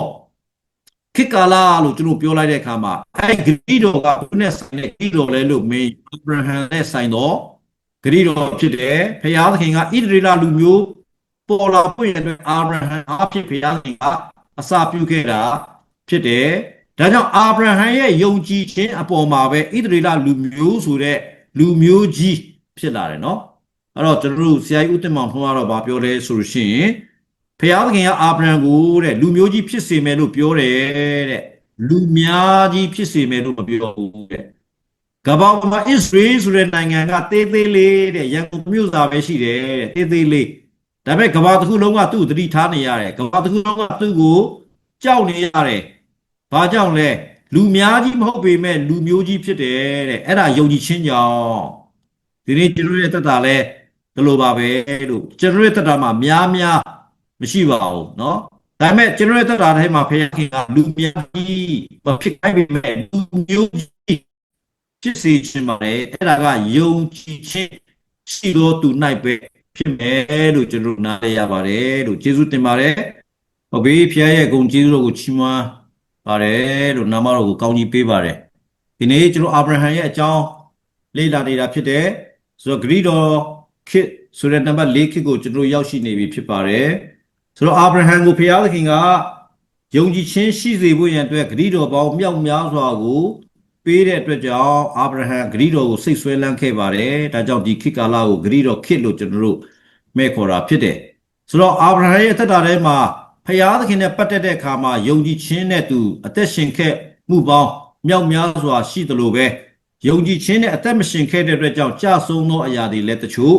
ရှိခဲ့တယ်လို့ကျွန်တော်တွေ့မြင်ရပါတယ်ဆိုတော့ဒီနေ့ဆက်ပြီးတော့မှလေ့လာမယ့်အပိုင်းကတော့အာဗြဟံယုံကြည်ခြင်းအဖြစ်အသက်မရှင်မဲနဲ့လမ်းကြောင်းလွဲသွားသောအရာဖြစ်တယ်အကျဉ်းလွဲမိခြင်းဤစုကျူးဆိုတဲ့နော်ဒီခေါင်းစဉ်လေးအောက်မှာကျွန်တော်ဆက်ပြီးကြည့်ဖို့ဖြစ်ပါတယ်ဆိုတော့ကပ္ပဦးကျမ်းခန်းကြီးကျွန်တော်16ကိုကြည့်လိုက်တဲ့အခါမှာအာဗြဟံသားသမီးယတနာရဖို့ရန်အတွက်စိတ်ဆွဲလန်းနေတယ်သူ့ရဲ့ခင်မွန်းတဲ့ဖြစ်တဲ့စာရဲလည်းသားသမီးယတနာရဖို့ရတဲ့မျှော်လင့်နေတယ်ဒါပေမဲ့အချိန်ကာလနည်းနည်းကြာလာတဲ့အခါမှာနံပါတ်1စာရဲရဲ့သက်တာထဲမှာဖယားသခင်ရဲ့ဂရုတော်ကိုယုံကြည်မှုအားနည်းလာတယ်အဲ့တော့ကပ္ပဦးကျမ်းခန်းကြီး16အပိုင်းငယ်1ကနေပြီးတော့မှ4ကိုကျွန်တော်ကြည့်တဲ့အခါမှာအာဗြဟံမယားစာရဲ၌တားဖွာခြင်းမရှိသဖြင့်အေဂရုပြည်သူဟာဂရအမည်ရှိသောကျွန်မတစ်ယောက်ရှိသည်ဖြစ်၍စာရဲကအကျွန်ုပ်အားတားဖွာရသောခွင့်ကိုထာဝရဘုရားပေးတော်မမူအကျွန်ုပ်၏ကျွန်မထံသို့ဝင်ပါလောသူအားဖြင့်အကျွန်ုပ်သည်တိဆောက်ခြင်းရှိကောင်းရှိပါလိမ့်မည်ဟုအာဗြဟံအားပြောဆို၍အာဗြဟံသည်စာရဲ၏စကားကိုနားထောင်လေ၏ထို့သောအာဗြဟံသည်ခါနာန်ပြည်၌10နှစ်နေပြီးမှအာဗြဟံ၏မယားစာရဲသည်မိမိကျွန်မအေဂရုပြည်သူဟာဂရကိုယူ၍မိမိခမွန်းအာဗြဟံသိမ့်ပိုက်စေဖို့အနှင်းလေ၏ဒီနေ့ဒီနှုတ်ကပတ်တော်ကိုကျွန်တော်ဖတ်တဲ့အခါမှာတော့အာဗြဟံရဲ့သက်တာထဲမှာသားသမီးယတနာမရတဲ့အတွက်ကြောင့်သူ့ရဲ့ဇနီးတဲ့ဖြစ်တဲ့စာရဲကဘာလုပ်တယ်လဲဆိုရင်အိမ်မှာရှိနေတဲ့ဟာဂရဆိုတဲ့မယုံကြည်သူပေါ့နော်အေဂရုပြည်သူတပါးမျိုးသားမိန်းမကိုအာဗြဟံရဲ့ရင်ခွင်ထဲမှာသူအပ်တယ်တဲ့အဲ့ဒီဟာဂရအဖြစ်သားသမီးရခဲ့မယ်ဆိုရင်လည်းငါတို့ရဲ့သားသမီးပါပဲဆိုပြီးတော့မှအာဗြဟံကိုပြောတဲ့အခါမှာအာဗြဟံဒီတဲ့စာရဲစကားကိုနားထောင်တယ်အဲ့တော့ဘာလုပ်တယ်လဲဆိုရှင်ဟာဂရရဲ့အခန်းထဲကိုအာဗြဟံဝင်သွားတယ်ဒါကြောင့်အပိုင်ငယ်၄ကိုရောက်တော့အာဗြဟံဒီလေဟာဂရထံသို့ဝင်၍ဟာဂရသည်ပရိသေတွေဆွဲလေ၏ဟာဂရသည်မိမိတွင်ပရိသေတွေဆွဲနေကြောင်းကိုသိလျင် မိမိတခင်မကိုမထီမဲ့မြင်ပြုလေ၏တဲ့နော်ဆိုတော့ဒီအရာကိုကျွန်တော်ကြည့်တဲ့အခါမှာဘာကြောင့်တွေ့ရတယ်လဲဆိုရင်ဖျားသခင်ပေါ်မှာယုံကြည်တဲ့ယုံကြည်ခြင်းကဘယ်သူမှအားနည်းသွားလဲဆိုရင်စတင်ပြီးအားနည်းလာတာကစာရဲဖြစ်ပါတယ်အာဗြဟံကယုံကြည်ခြင်းပြီးအသက်ရှင်တော်ညာလဲစာရဲရဲ့တက်တာထဲမှာယုံကြည်မှုအားနည်းလာတဲ့အတွက်ကြောင့်သူ့မှာရှိတဲ့ကျွန်မကိုအာဗြဟံရဲ့ယင်ခွင်ထဲအနှင်းလိုက်တယ်အဲ့လိုအနှင်းလိုက်တဲ့အတွက်ကြောင့်အာဗြဟံကလည်းတနည်းအားဖြင့်ပြောရင်ဖျားသခင်နဲ့တိုင်ပင်ခြင်းသူမပြုဘူးဖျားသခင်ဇနီးတွေကတော့ဒီလိုပြောနေပြီကျွန်တော်ဘာလုပ်ရမလဲလို့သူမမေးဘူးအဲ့လိုမမေးဘဲနဲ့သူ့ရဲ့မိန်းမကဒီကျွန်မကိုသူ့ရဲ့ရင်ခွင်ထဲအနှင်းတဲ့အခါမှာသူကဒီအမျိုးသမီးနဲ့တွားပြီးတော့မှအိတ်လိုက်ပါတယ်အဲ့လိုအိတ်လိုက်ချင်းကြောင့်တားယတနာတယောက်တော့ရလာပါတယ်တဲ့ဗရိတ်တွေဆွဲသွားပြီအဲ့ဒီဗရိတ်တွေရတဲ့အခါမှာကျွန်မကဘာလုပ်တယ်လဲဆိုလို့ရှိရင်တဲ့သခင်မဖြစ်တဲ့စာရဲကိုမထီမဲ့မြင်ပြုတယ်နော်ငါကတော့ဗရိတ်တွေရပြီသခင်မကဒီနေ့အထိနော်ကိုဝင်မဆောင်နိုင်သေးဘူးအမြုံမဖြစ်တယ်စသည်ဖြစ်နော်မထီမဲ့မြင်ပြုလိုက်တဲ့အခါမှာအိမ်တွင်းပြဿနာစတက်လာပါတယ်အဲ့တော့စာရဲကဘာပြောလဲဆိုရင်အကျွန်ုပ်ခံရသောအပြစ်သည်ကိုတော်ခေါင်းပေါ်၌တည်ရှိပါစေအကျွန်ုပ်၏ကျွန်မကိုကိုတော်ရင်ခွင်၌အနှင်းပါပြီသူသည်ကို၌ဗရိတ်တွေဆွဲနေကြောင်းကိုသိနေအကျွန်ုပ်ကိုမထီမဲ့မြင်ပြုပါသည်တကားကျွန်တော်တို့ဒီအကြောင်းကြည့်တဲ့အခါမှာဘာသွားတွေ့ရတယ်လဲဆိုရင်ဒီလိုမျိုးအဖြစ်ဖြစ်လာဖို့ရန်အတွက်အကြံစီပေးတဲ့သူကတော့နော်စာရဲဖြစ်တယ်ပြဿနာတကယ်တက်လာတဲ့ခါကျတော့စာရဲကခေါင်းမခံဘဲနဲ့အာဗြဟံကိုခေါင်းခံခိုင်းတယ်လို့ကျွန်တော်တွေ့ရပါတယ်ဆိုတော့ဒီနေ့ကျွန်တော်ရဲ့တက်တာထဲမှာလည်းဘုရားခင်သတိပေးတဲ့အရာတစ်ခုကပါလဲဆိုရင်ကျွန်တော်ရဲ့တက်တာကယုံကြည်ခြင်းအဖြစ်အသက်ရှင်ပြီးတော့မှသွာလာနေတဲ့အခါမှာကျွန်တော်ရဲ့ဘေးပတ်ဝန်းကျင်မှာရှိနေတဲ့ယုံကြည်ခြင်းမရှိတဲ့သူတွေကကျွန်တော်တို့ကိုအမျိုးမျိုးလမ်းကြောင်းလွဲစေဖို့ရအတွက်အကြံဉာဏ်လာပေးတတ်ပါတယ်အဲဒီတော့အကြံဉာဏ်တွေလာပေးတတ်တဲ့အခါမှာကျွန်တော်ရဲ့အသက်တာကဖယားသခင်နဲ့တိုင်ပင်ရမှာဖြစ်တယ်ကိုတော့ကျွန်တော်ကတော့ဖယားသခင်ပေါ်မှာတလို့ယုံကြည်ပါတယ်သို့တော်ညာလဲကျွန်တော်ဘေးပတ်ဝန်းကျင်မှာရှိနေတဲ့သူကတော့ကျွန်တော်ရဲ့အကိုကတော့ကျွန်တော်ရဲ့အမေကတော့နော်ဟာကျွန်တော်ရဲ့မိန်းမကတော့ကျွန်တော်ဒီလိုအကြံတွေပေးနေတယ်ကိုတော့ဘယ်လိုလုပ်ရမှာလဲဒီနေ့ဖယားသခင်ရှေ့တော်မှာကျွန်တော်တို့တိုင်ပင်ဘက်ပြုဖို့ရန်အတွက်အလွန်တရာမှာပဲလိုအပ်တယ်သို့မဟုတ်ဘူးဆိုရင်တော့ကျွန်တော်ရဲ့တက်တာထဲမှာဘာဖြစ်လာမလဲအာဗြဟံကဲ့သို့ပဲနော်အိမ်တွင်းပြဿနာတွေပေါ်ပေါက်လာမှာဖြစ်တယ်ဆိုတာကိုနားလည်ရတယ်အချို့တော့လူမျိုးစုတွေမှာဆိုရင်တော့နော်ဘာတွေတွေ့ရတယ်လဲဆိုလို့ရှိရင်တားယောက်ျားရရှိခြင်းဆိုတဲ့အရာကိုဥထိတ်ထားတဲ့ယဉ်ကျေးမှုတွေမြောက်များစွာတွေ့မြင်နေရပါတယ်ဆိုတဲ့အခါကျတော့လူတစ်ယောက်ကမိန်းမယူလိုက်ပါတယ်အဲ့ဒီမိန်းမကခုနစာရဲလိုပဲကလေးမရဘူးဆိုရင်တော့နော်ယောက်ျားတွေတော်တော်များများဘာလို့ကြတယ်လဲဆိုလို့ရှိရင်နောက်မိန်းမအငယ်အနောင်းကိုရှာတယ်နော်ဘာကြောင့်လဲမင်းကမှငါအတွက်တားယောက်ျားကိုမပေးနိုင်တာငါတော့နောက်တစ်ယောက်တော့ရှာရမှာပေါ့ငါကမိန်းမပဲလူချင်တယ်မှတ်နေလားတာသမီးယတနာလည်းငါလူချင်တယ်လေမင်းကမမွေးပေးဘူးဆိုတော့နောက်တစ်ယောက်ရှာမှာပေါ့ဆိုတာလေအဲ့ဒါကဘာစိတ်တက်လဲလို့မင်းအကြံဖန်စိတ်တက်ဖြစ်တယ်နော်အဲ့တော့ဒီလိုမျိုးစိတ်တက်တွေဖြစ်လာတဲ့အခါကျတော့ဘာဖြစ်သလဲဆိုရင်နော်မယားကြီးဆိုတာရှိလာတယ်မယားငယ်ဆိုတာကရှိလာတယ်အဲ့လိုရှိလာတဲ့အခါမှာအိမ်တွင်းရေးမှာပါစတင်လာတယ်လဲဆိုရင်ပြဿနာစလာတယ်အခုလဲကျွန်တော်ကြည့်တဲ့အခါမှာအာဗြဟံရဲ့တက်တာထဲမှာမယားကြီးလည်းရှိသွားပြီမယားလေးလည်းရှိသွားပြီသူတို့နှစ်ယောက်ကတယောက်ကိုတယောက်မထီမဲ့မြင်ပြုတဲ့အတွက်ကြောင့်အသက်တာထဲမှာစိုးကျိုးတွေခံစားနေရတယ်ဆိုတာကိုကျွန်တော်တို့နားလည်ရတယ်ဆိုတော့ကပောက်ကျန်းခန်းကြီး21ကိုကျွန်တော်ကြည့်လိုက်တဲ့အခါမှာအပိုက်ငယ်9ကနေ73ပေါ့နော်ဒါလေးကိုနည်းနည်းတစ်ချက်တည်းစကြည့်အောင်ကပောက်ကျန်းအခန်းကြီး21အပိုက်ငယ်9ကနေပြီးတော့မှ73ကိုကြည့်လိုက်တဲ့အခါမှာတော့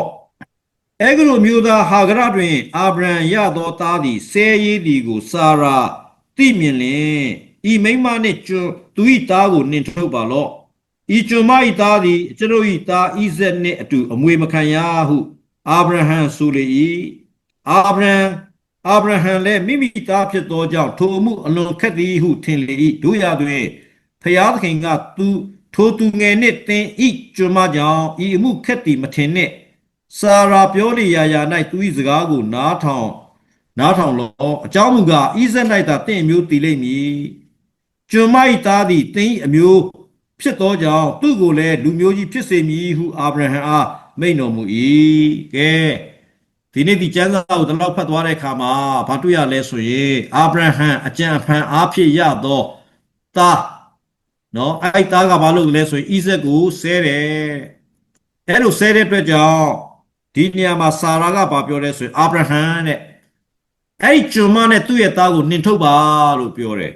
အဲ့လိုပြောတဲ့အခါမှာအာဗြဟံပြောသောစကားကဘာလဲဆိုဤအမှုအရာကအလွန်ခက်တယ်တဲ့ငါကတော့ခက်တဲ့အမှုနဲ့တွေ့နေပြီ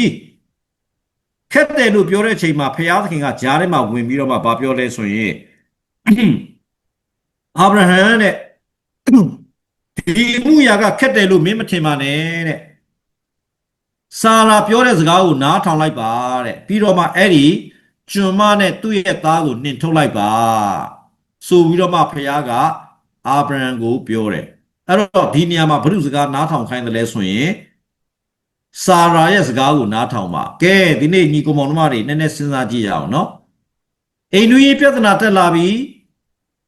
စာရာကနေပြီးတော့မှနှင်ထုတ်ခိုင်းနေပြီသူ့ရဲ့ကျွန်မကိုနှင်ထုတ်ခိုင်းနေပြီအာဗြဟံနဲ့ရတဲ့သားကိုလည်းနှင်ထုတ်ခိုင်းနေပြီဒီချိန်မှာဖျားသခင်ကဘာပြောလဲဆိုရင်ဤအမှုခက်တီမထင်နဲ့တဲ့စာရာရဲ့စကားကိုနားထောင်ပြီးနှင်ထုတ်လိုက်ပါတဲ့ဘာဖြစ်လို့စာရာရဲ့စကားကိုနားထောင်ခိုင်းလဲဒါစဉ်းစားစရာပဲနော်ဘာဖြစ်လို့စာရာရဲ့စကားကိုနားထောင်ပြီးတော့နှင်ထုတ်ခိုင်းတယ်လဲဆိုရင်ဒီကလေးရလာတာကဘဒုရဲ့စကားကိုနားထောင်ပြီးရလာတယ်လဲဆိုရင်စာရာပေးတဲ့အကြံကိုအာဗြဟံနားထောင်ခြင်းအဖြစ်ရလာတာဖြစ်တဲ့အတွက်ကြောင့်ဖျားပြောချင်တာကစာရာရဲ့စကားကိုမင်းနားထောင်ပြီးလှုပ်ခဲလို့ဖြစ်ပြက်လာတဲ့ပြဿနာစာရာနဲ့ပဲရှင်းဆိုတာကိုဖျားကဒီနေ့အာဗြဟံကိုပြောတာတွေ့ရပါတယ်ဒီနေ့လူတော်တော်များများရဲ့အသက်တာထဲမှာလဲတွေ့ကြုံနေရတဲ့ပြဿနာတချို့ကပါလဲဆိုရင်နော်ဒီအတင်းတော်မှာပြဿနာလုပ်တယ်ဒီတင်းအောင်ဆရာနဲ့သူကအဆင်မပြေဘူးဒီတင်းအောင်ဆရာရဲ့အတင်းဖြင်းကိုပြောတယ်ပြောပြီးတဲ့ခါကျတော့သူမာမန်းသိတယ်မာမန်းသိတဲ့ခါကျတော့ဘယ်မှာသွားတောင်းပန်လဲဆိုအခြားသောအတင်းတော်မှာသွားတောင်းပန်တယ်အဲ့ဒီအခြားသောအတင်းတော်မှာသွားတောင်းပန်တော့ဟိုဘက်ကတင်းအောင်ဆရာဘာပြောလဲဆိုရင်မင်းမားထားတာကတဲ့ငါတို့ကိုလာမားထားတာမဟုတ်ဘူးတဲ့မင်းမားထားတဲ့ပြဿနာကတဲ့မင်းရဲ့အတင်းတော်မှာမားထားတာဒါကြောင့်ငါတို့ရဲ့အတင်းတော်မှာတဲ့မင်းလာတောင်းပန်လို့ဘာမှမထူဘူးတဲ့ကိုယ်အတင်းတော်မှာကိုပြန်ပြီးတော့မှတွားပြီးတော့မှတောင်းပန်ပါဆိုပြီးတော့မှပြောတယ်နော်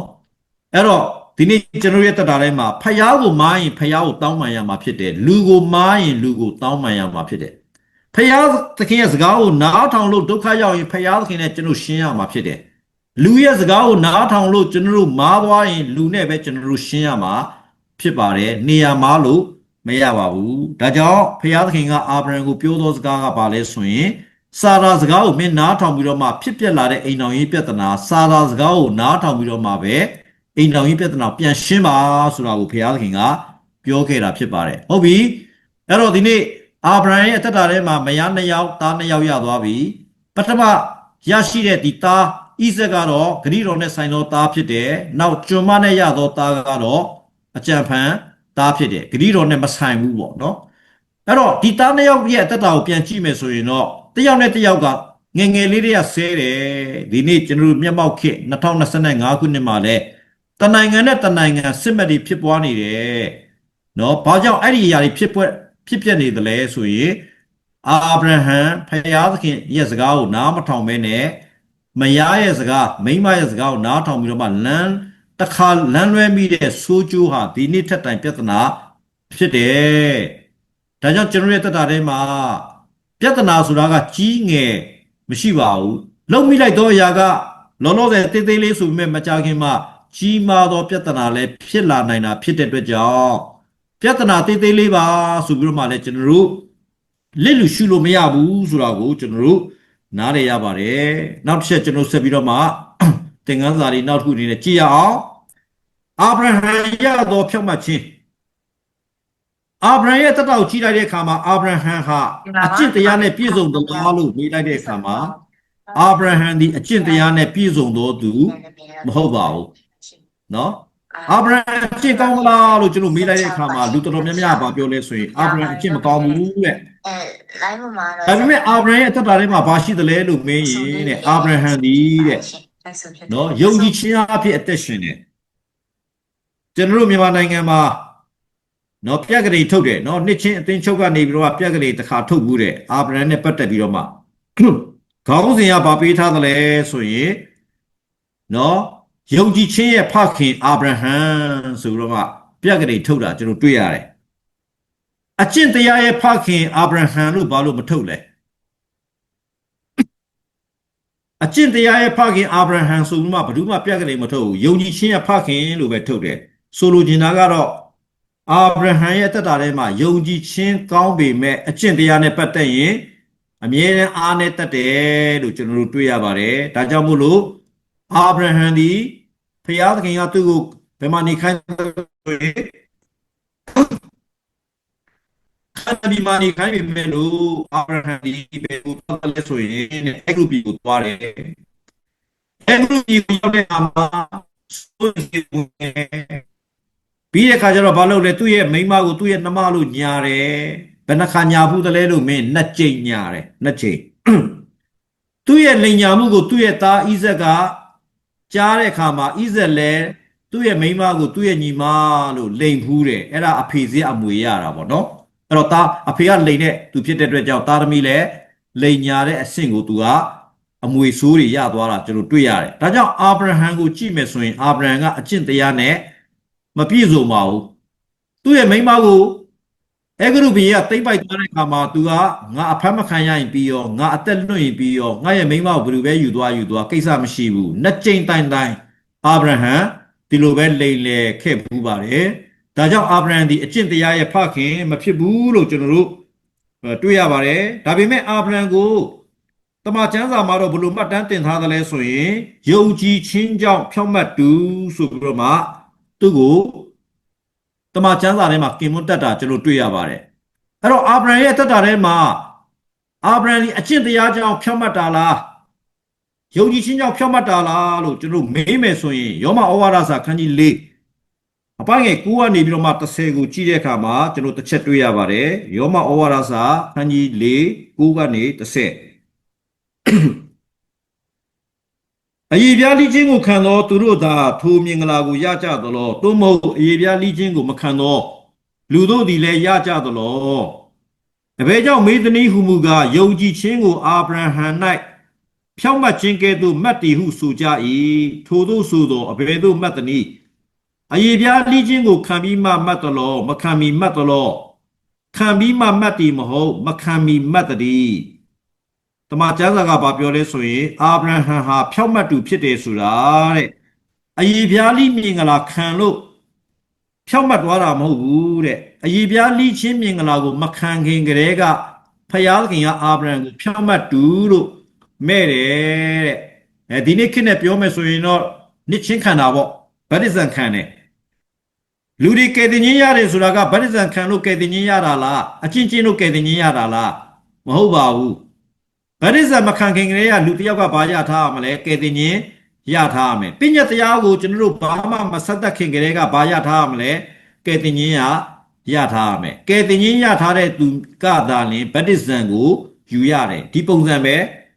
အာဗြဟံရဲ့တက်တာထဲမှာအယေပြားလိချင်းမခံမီသူဟာဖြောင့်မတ်တော်သူဖြောင့်မတ်ခြင်းရှိတဲ့သူလို့ကျမ်းစာကမှတ်ပါတယ်တဲ့ဘာဖြစ်လို့မှတ်တယ်လဲလို့ကြည့်လိုက်တဲ့အခါမှာကပ္ပဦးကျမ်းခန်းကြီး15အပိုင်းငယ်6ကိုကျွန်တော်တို့ကြည့်လိုက်တဲ့အခါမှာနော်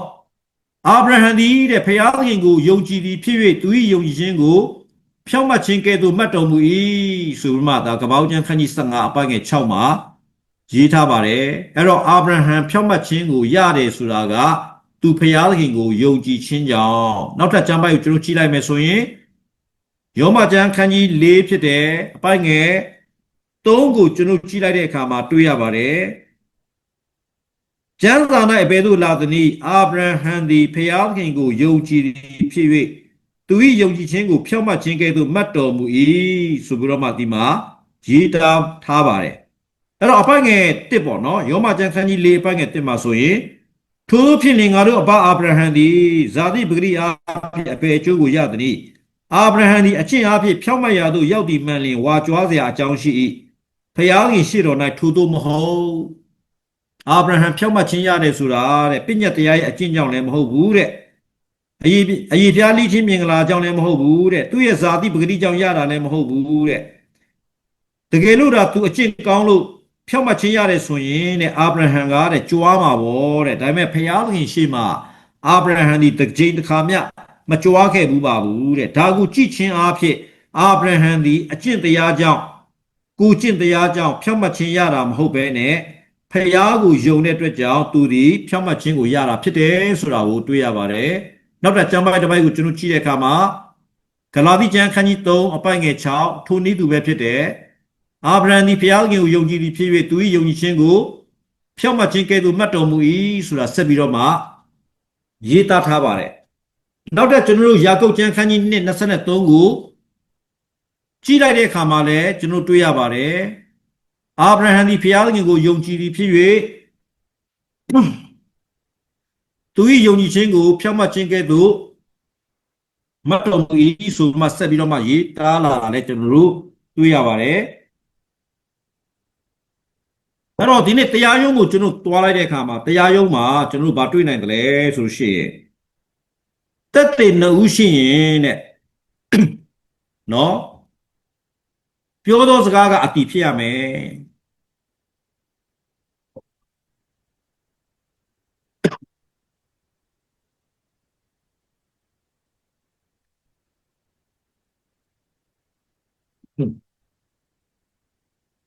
ဒီနေ့တမန်ကျမ်းစာအပိုက်၄ပိုက်ကိုကျွန်တော်ကြည့်ခဲ့တာဖြစ်တယ်ငဘောက်ကျမ်းခန်းကြီး15ပိုက်6ယောမကျမ်းခန်းကြီး4ပိုက်က3ဂလာတိကျမ်းခန်းကြီး3ပိုက်က6ယာကုပ်23 sorry sorry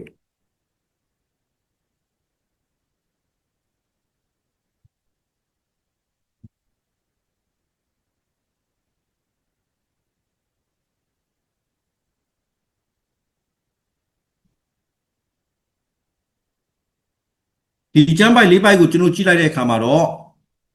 အာဗြဟံရဲ့ဖြောင့်မတ်ခြင်းရပုံရနည်းကိုကျွန်တော်ကြည့်တဲ့အခါမှာသူဒီဖျားခင်ကိုယုံကြည်ခြင်းကြောင့်ပဲဖြောင့်မတ်ခြင်းတွေကိုသူရရှိကြောင်းကိုတမန်ကျမ်းစာမှာတက်တည်ထူထားပါတယ်။အဲတော့ဗာလဲဆိုရင်လောကမှာလည်းတဲ့ဒီနေ့လူတိုင်းရဲ့အသက်တာထဲမှာဖြောင့်မတ်ခြင်းဆိုတဲ့ကယ်တင်ခြင်းကအရောက်တိုင်းရဲ့အသက်တာထဲမှာလိုအပ်နေတာဖြစ်တယ်။ဒါပေမဲ့အဲ့ဒီဖြောင့်မတ်ခြင်းကိုရနိုင်ခြင်းဟာအာဗြဟံကဲ့သို့ပဲအကျင့်အဖြစ်ရနိုင်မှာမဟုတ်ဘဲနဲ့ယုံကြည်ခြင်းအဖြစ်သာနေရမယ်ဆိုတာကို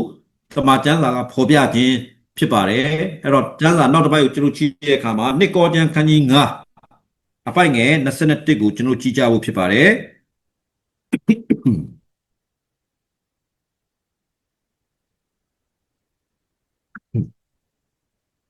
အဲ့တော့နှစ်ကောကျမ်းခန်းကြီး9အပိုက်ငယ်21မှာဘလို့ဖော်ပြထားတယ်လို့ကျွန်တော်ကြည့်တဲ့အခါမှာ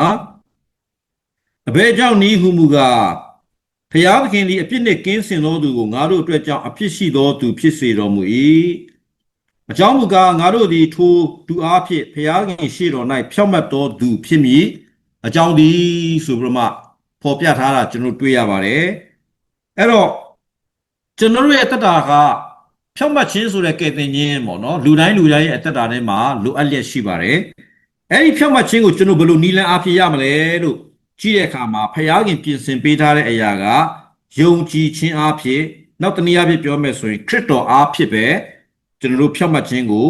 ရမှာဖြစ်တယ်အဲ့တော့ဖျားသခင်ဟာလောကမှာသခင်ရှုလို့ခေါ်တဲ့ကယ်တင်ရှင်ကိုဆေလွတ်တဲ့အခါမှာအဲ့ဒီယေရှုခရစ်တော်မှာအပြစ်မပါလာဘူးတဲ့အပြစ်နဲ့ကင်းစင်တဲ့ယေရှုကိုကျွန်တော်တို့လောကသားတွေအတွက်ကြောင့်အပြစ်ရှိသောယေရှုဖြစ်စေတယ်လို့ဒီညမှာကျမ်းစာမှာဖော်ပြပါတယ်။ဘာကြောင့်လဲဆိုရင်တဲ့ငါတို့သည်တဲ့ထိုယေရှုအားဖြင့်ဖျားခင်ရှေ့တော်၌ဖြောင့်မတ်တော်သူဖြစ်မည်အကြောင်းသည်အဲ့တော့ညီကိုမောင်နှမတွေလည်းဒါကျမ်းစာကိုဖတ်တဲ့အခါမှာကိုယ့်ရဲ့နာမည်လေးထည့်ဖတ်လို့ရတယ်ယေရှုရဲ့နာမည်လေးလည်းတစ်ခါလေးဒီမှာထည့်ဖတ်လို့ရပါတယ်အဲ့တော့တစ်ခေါက်ပြန်ဖတ်ပြပါမယ်နှစ်ကောကျမ်းခန်းကြီး9အပိုင်ငယ်21မှာအဘယ်ကြောင့်နည်းဟုမူကားဖျားသခင်သည်အပြစ်နှင့်ကင်းစင်သောယေရှုကိုဥအောင်မြင့်အတွက်ကြောင့်အပြစ်ရှိသောယေရှုဖြစ်စေတော်မူ၏ အကြောင်းမူကားဥအောင်မြင့်သည်ထိုယေရှုအားဖြင့်ဖျားခင်ရှိတော်၌ဖြောက်မှတ်တော်သူဖြစ်မည်အကြောင်းသည်အတိပ္ပယ်ကပါလေယေရှုလောကကိုကြွလာတဲ့အခါမှာသူ့ရဲ့တက်တာထဲမှာအပြစ်တရားမပါလာဘူးအတိပ္ပယ်ကတော့ယေရှုကလောကကြွလာတဲ့အခါမှာအပြစ်ကင်းစင်တဲ့အတွက်ကြောင့်အပြစ်တရားရဲ့အခါတေခြင်းတေတံတေမိတ်မပါလာဘူးတေမိတ်တေတံကဘယ်သူမှရှိတယ်လဲဆိုရင်ကျွန်တော်တို့စီမှာပဲရှိနေတာဖြစ်တယ်အဲ့တော့ယေရှုလောကကြွလာပြီးလက်ဝါးကတိုင်းမှာလာပြီးအသေးခံတဲ့အခါမှာအပြစ်တရားရဲ့အခါတေခြင်းဆိုပြီးတော့မှ तू ကတေမယ်လို့လာတဲ့အခါမှာတေလို့ရပါမလားတဲ့ဒီနေ့ကျွန်တော်ယုံကြည်တဲ့အရာကယေရှုလက်ဝါးကတိုင်းပေါ်မှာရောက်လာလို့သူ့ကိုလမ်းနဲ့ပိုးမယ်တန်ကြောင်းနဲ့ရိုက်မယ်အပတေလို့ယေရှုအပြစ်တော်တဲ့ကြောင့်ဒီသူ့လို့ရပါတယ်ဒါပေမဲ့ဒါမဲ့တေမှာမဟုတ်ဘူးအဲဆိုရင်ဘာလို့တေလို့ရသွားတယ်လို့မင်းရင်ကျွန်တော်လောကသားတွေမှာရှိနေတဲ့တေမိတ်တေတံတွေအပြစ်တရားတွေအားလုံးကိုဘုရားပေါ်မှာတင်လိုက်လဲဆိုရင်ယေရှုပေါ်မှာလွဲပြောင်းပြီးတင်ပေးလိုက်တဲ့အတွက်ကြောင့်ယေရှုပေါ်မှာတေမိတ်တေတံကြာရောက်သွားတယ်ဒါကြောင့်မို့လို့ယေရှုကတေခွင့်ရသွားတာဖြစ်တယ်အဲ့တော့ကျွန်တော်တို့မှာရှိနေအပြစ်တွေအားလုံးကိုယေရှုမှာတင်လိုက်တဲ့အခါမှာယေရှုဒီအပြစ်သားတဦးကဲ့သို့တေမိတ်ရသွားတယ်ဒီအချိန်မှာယေရှုမှာပါလာတဲ့ဖြောင့်မတ်ခြင်းကဘုရုဘောရောက်လာလဲဆိုရင်ကျွန်တော်တို့အပြစ်သားတွေအားလုံးရဲ့အပေါ်မှာပြန်လည်ပြီးရောက်ရှိလာတယ်ဆိုတော့ကျွန်တော်တို့ဒီနေ့ခရစ်စမတ်တွေရောက်လာတဲ့အခါမှာတယောက်နဲ့တယောက်ဘာလို့ကြသလဲဆိုရင်လက်ဆောင်လေးတွေလဲကြတာပေါ့နော်ကျွန်တော်ကပစိုးလေးပေးလိုက်တယ်သူကတပက်လေးပြန်ပေးလာတယ်ကျွန်တော်ကချိုချင်းကျွေးလိုက်တယ်သူကကော်ဖီထုတ်လေးပြန်ပေးလာတယ်ခရစ်စမတ်လက်ဆောင်လဲတယ်ဒီနေ့ယေရှုလောကကြွလာတဲ့အခါမှာလာလဲတယ်ဘာလဲပေးလဲကျွန်တော်ရဲ့အပြစ်တရားကိုသူကယူသွားတယ်သူစီကပါလာတဲ့ဖြောင့်မတ်ခြင်းကိုကျွန်တော်တို့ကိုပေးလိုက်တယ်အဲ့ဒီအရာအားလုံးဘာအဖြစ်ရတယ်လဲယုံကြည်ခြင်းအဖြစ်ကျွန်တော်တို့ခံရတာဖြစ်ပါတယ်အဲ့တော့အာဗြဟံရဲ့တတ်တာကိုပြန်ကြည့်တဲ့အခါမှာ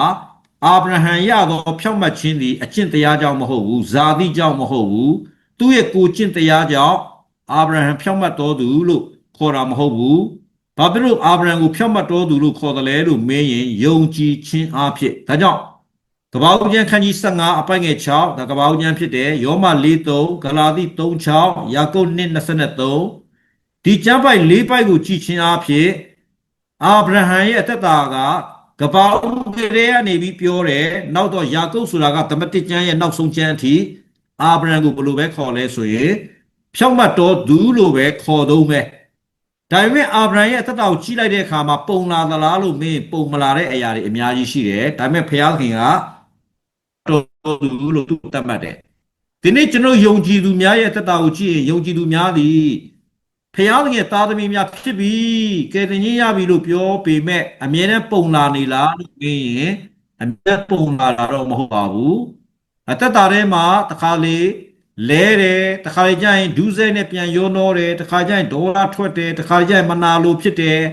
တစ်ခါလေကျရင်သူများကိုကျွန်တော်ပြစ်တင်ဝေဖန်တယ်တရားစီရင်တယ်ဒီနေ့ကျွန်တော်ရဲ့သက်တာထဲမှာအာဗြဟံကဲ့သို့ပဲအကျဉ်းချင်းလဲသောအခါတွေရှိနိုင်ပါတယ်အဲ့ဒါလိုလဲသောအခါတွေရှိနေပေမဲ့ဘုရားသခင်ကကျွန်တော်တို့ကိုဘယ်လိုတတ်မှတ်နေတုံးလဲလို့မင်းရင်ဖြောင့်မတ်တော်သူလို့တတ်မှတ်နေတုံးပဲဘယ်အထိတတ်မှတ်မလဲလို့မင်းရင်ချီဆောင်ခြင်းလာသောနေ့ရက်တိုင်အောင်ဘုရားကကျွန်တော်တို့ကိုဖြောင့်မတ်တော်သူလို့တတ်မှတ်မှာဖြစ်တယ်ဆိုတော့ခုနပြန်ပြောမယ်ဆိုရင်အာဗြဟံရဲ့အကြောင်းကဖြောင့်မတ်သူဖြစ်တယ်ဆိုတာကပ္ပဦးကျမ်းခန်းကြီး15ကလေးကဖြောင့်မတ်တော်သူလို့ဘုရားသခင်ကတတ်မှတ်တယ်နော်ဘယ်အထိလဲဓမ္မတိကျမ်းကုန်ခါနီယာကုပ်အထိကိုဖြောင့်မတ်တော်သူလို့တတ်မှတ်တယ်ဒီနေ့ကျွန်တော်ရဲ့တတ်တာကိုလည်းဘုရားသခင်ကဖြောင့်မတ်တော်သူလို့တတ်မှတ်နေအောင်မယ်ဘယ်အချိန်ထိလဲလို့မေးရင်ချီဆောင်ခြင်းလာတော့နေ့ရက်တိုင်အောင်ဖြောင့်မတ်တော်သူလို့တတ်မှတ်မယ်အဲ့တော့အဲ့ဖြောင့်မတ်ခြင်းကညော့သွားမလားလို့မေးရင်ဘယ်တော့မှမညော့သွားဘူးတဲ့နော်အဲ့တော့ဒါဆိုရင်ကျွန်တော်ရဲ့တတ်တာထဲမှာဘုရားသခင်နဲ့မမှန်ကန်မဲနဲ့မဖြောင့်မမတ်တဲ့ပုံစံမျိုးနဲ့အသက်ရှင်ခဲ့တဲ့ဆိုရင်ဘာလာမလဲလို့မေးရင်ဆုံးမခြင်းကတော့ရောက်လာမယ်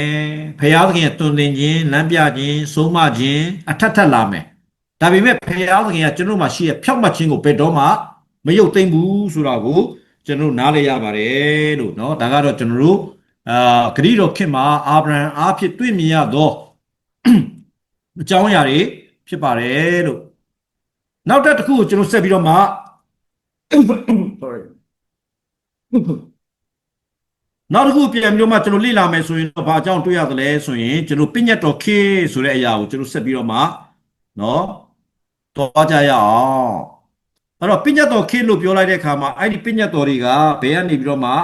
ရရှိလာသလဲတဲ့အာဗြဟံရဲ့အမျိုးအနွယ်တွေဟာအေဂုရုပြည်မှာနှစ်ပေါင်း400ကျွန်ခံတယ်အားလုံးပေါင်းနှစ်ပေါင်း430ဖြစ်တယ်ကျွန်ခံတယ်ကျွန်ခံတဲ့နေရာကနေပြီးတော့မှဖျားသခင်ကဣသရေလလူမျိုးတွေကိုမောရှေအားဖြင့်ပြန်လဲပြီးတော့မှထုတ်ဆောင်တယ်အဲ့လိုပြန်လဲပြီးထုတ်ဆောင်တဲ့အခါမှာဖျားသခင်ကသူတို့ကိုဘယ်နေရာမှာပညတ်တော်ပေးသလဲတဲ့တိနတောင်မှာဖျားသခင်ကဣသရေလလူမျိုးတွေကိုပညတ်တော်တွေ10ပါးเนาะပေးလိုက်တာကျွန်တော်တို့တွေ့ရပါတယ်အဲ့တော့ပညတ်တော်10ပါးကိုဖျားသခင်ကပေးပြီးတဲ့အခါမှာသူတို့အရောက်တိုင်းကိုဘာလို့ခိုင်းတယ်လဲဆိုရင်ပညတ်တော်ကိုစမ်းသပ်ခိုင်းတယ်ပညတ်တော်ကိုစောင့်ရှောက်ခိုင်းတယ်ပညတ်တော်နဲ့အသက်ရှင်ခိုင်းတယ်လို့ကျွန်တော်တို့တွေ့မြင်ရပါတယ်ဒါကြောင့်ထွတ်မြောက်ရာကျမ်းခန်းကြီး19အပိုင်းငယ်1ကနေပြီးတော့မှ8ကိုကျွန်တော်ကြည့်လိုက်တဲ့အခါမှာဘုရားသခင်ကပညတ်တော်10ပါးနဲ့ပတ်သက်တဲ့အကြောင်းအရာကိုပေါ်ပြတာကျွန်တော်တို့တွေ့မြင်ရပါတယ်ထွတ်မြောက်ကျမ်းခန်းကြီး19အပိုင်းငယ်ကျွန်တော်တို့1ကနေပြီးတော့မှ8ကိုကြည့်တဲ့အခါမှာဘုရားသခင်ကဘာပြောသလဲတဲ့ဣသရေလအမျိုးသားတို့သည်အေဂုရုပြည်မှထွက်သွားသောနောက်တတိယလတရက်နေ့၌တိနတောသို့ရောက်ကြ၏ယေဘိဒင်အရက်ကထွက်သွားပြီးမှတိနတောသို့ရောက်၍ထိုတော၌တောင်ရှိမှတက်ချကြ၏မောရှေသည်ဘုရားခင်ထံတော်သို့တက်သွားလျင်ထာဝရဘုရားသည်တောင်ပေါ်ကခေါ်တော်မူ၍သင်သည်ယာကုပ်မျိုးဣသရေလအမျိုးသားတို့အားပြန်ပြောရသောအမိန့်တော်မူကားငါသည်အေဂုရုလူမျိုးတို့၌ပြုသောအကြောင်းသင်တို့ကိုရွှေလင်းသားအတောင်ပြစ်ထမ်း၍ကိုယ်ဖို့သိမ်းယူသောအကြောင်းကိုသင်တို့သည်သိမြင်ရကြပြီထို့ကြောင့်ယခုတွင်သင်တို့သည်ငါစကားကိုအမှန်နားထောင်၍ငါပဋိညာဉ်ကိုစောင့်ရှောက်လျင်အခြားသောလူမျိုးတကာတို့ထက်သင်တို့သည်ငါပိုင်ထိုက်သောဗန္နာဖြစ်ရကြလိမ့်မည်မြေကြီးရှိသည်များသည်ငါဥစ္စာဖြစ်၏သင်တို့သည်မင်းစည်းစိမ်ရှိသောယေဘရဟိမျိုးတန်ရှင်သောလူမျိုးဖြစ်ရကြမည်ဟုအမိန့်တော်ကိုဣသရေလအမျိုးသားတို့အားဆင့်ဆိုလော့ဟုအမိန့်တော်ရှိ၏အဲ့တော့ဘုရားသခင်ကဣသရေလလူမျိုးတွေလိုက်နာစေဖို့ရန်အတွက်ဘာကိုပေးသလဲဆိုရင်တိနတောင်ပေါ်မှာပညတ်တော်10ပါးကိုဘုရားကပေးပါတယ်အဲ့ဒီပညတ်တော်တွေအားလုံးကိုစောင့်ရှောက်ပါတဲ့သင်တို့ကငါပိုင်ထိုက်သောအမျိုးဖြစ်မယ်ဆိုလို့မှဘုရားသခင်ကမောရှေအားဖြင့်ပညတ်တော်10ပါးကိုပေးပါတယ်ဒါစောင့်ထင်းရမယ့်တာဝန်ဖြစ်ပါတယ်ဒါပေမဲ့ပြက်ကွက်ကျူးလွန်ခြင်းဆိုတဲ့အပိုင်းကိုကျွန်တော်ပြန်ကြည့်တဲ့အခါမှာတော့နော်ဓမ္မရာဇဝင်နော်ဓမ္မရာဇဝင်စရုဒ္ဓဇာဆောင်အခန်းကြီး9အပိုင်းငယ်9ကနေပြီးတော့မှ20ကိုကျွန်တော်ကြည့်တဲ့အခါမှာဣသရေလလူမျိုးတွေကဘုရားသခင်ရဲ့ပညတ်တော်ကိုမဆောင်ရှောက်နိုင်ဘဲနဲ့ပြက်ကွက်ကျူးလွန်မှုဆိုတဲ့အရာတွေကိုကျွန်တော်တို့တွေ့မြင်ရပါတယ်အဲ့တော့ဓမ္မရာဇဝင်စရုဒ္ဓဇာဆောင်အခန်းကြီးကျွန်တော်တို့19အပိုင်းငယ်ခွန်ကနေပြီးတော့မှ20ကိုကျွန်တော်တို့ကြည့်တဲ့အခါမှာဘာအကြောင်းတွေ့ရသလဲတဲ့အကြောင်းမူကားအေဂရုပြည်နဲ့အေဂရုဖာရောလက်ထဲကကဲနှုတ်တော်မူသောမိမိတို့ဘုရားခင်ထာဝရဘုရားဣသရေလအမျိုးသားတို့ပြစ်မှားအခြားသောဘုရားတို့ကိုသူပြ၏ဒီမှာပြန်ထုတ်မူသောမိမိတို့ချီးမြှောက်သောရှင်မင်းတို့ထုံးစံတို့လိုက်ကြ၏မိမိတို့ဘုရားခင်ထာဝရဘုရားဖက်၌မတရားသောအမှုကိုမထင်မရှားပြုကြ၏ကင်းဆောင်သောမျော်စင်ဖြစ်စေခိုင်ခန့်သောမြို့ဖြစ်စေမြို့ရွာအလုံးစုံတို့၌မြင့်သောအရက်ကိုတည်ကြ၏ရုပ်တုစင်တို့နှင့်အာရှာရပင်တို့ကိုမြင့်သောကုန်းရှိသည်များတို့အပေါ်မှာ၎င်းစိန်သောတစ်ပင်ရှိသည်များတို့အောက်မှာ၎င်းတီထောင်ပြုစုကြ၏ပြက်ကွက်ကျူးလွန်ခြင်းနဲ့ပတ်သက်ပြီးတော့မှကျွန်တော်တို့ကြည့်တဲ့အခါမှာဣသရေလ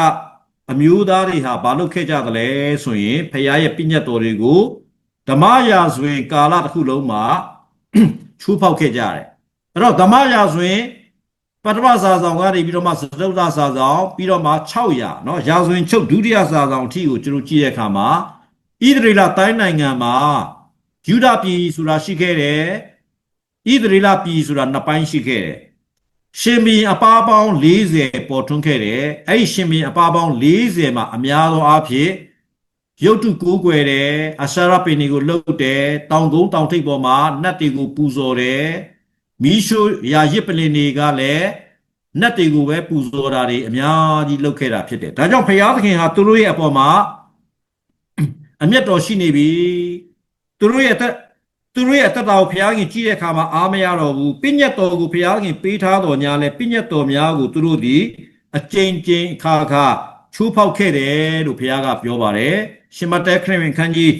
29ခုကိုရောက်လာတဲ့အခါမှာတော့ဘာအကြောင်းကိုတွေ့ရတယ်လဲတဲ့မဿဲကျမ်းခန်းကြီး29ခုအပိုင်းငယ်တစ်ကနေပြီးတော့မှကျွန်တော်ကြည့်တဲ့အခါမှာလဲသူတို့ရဲ့အသက်တာကသခင်ယေရှုခရစ်တော်ဘုရားကိုအပ်နှင်းတယ်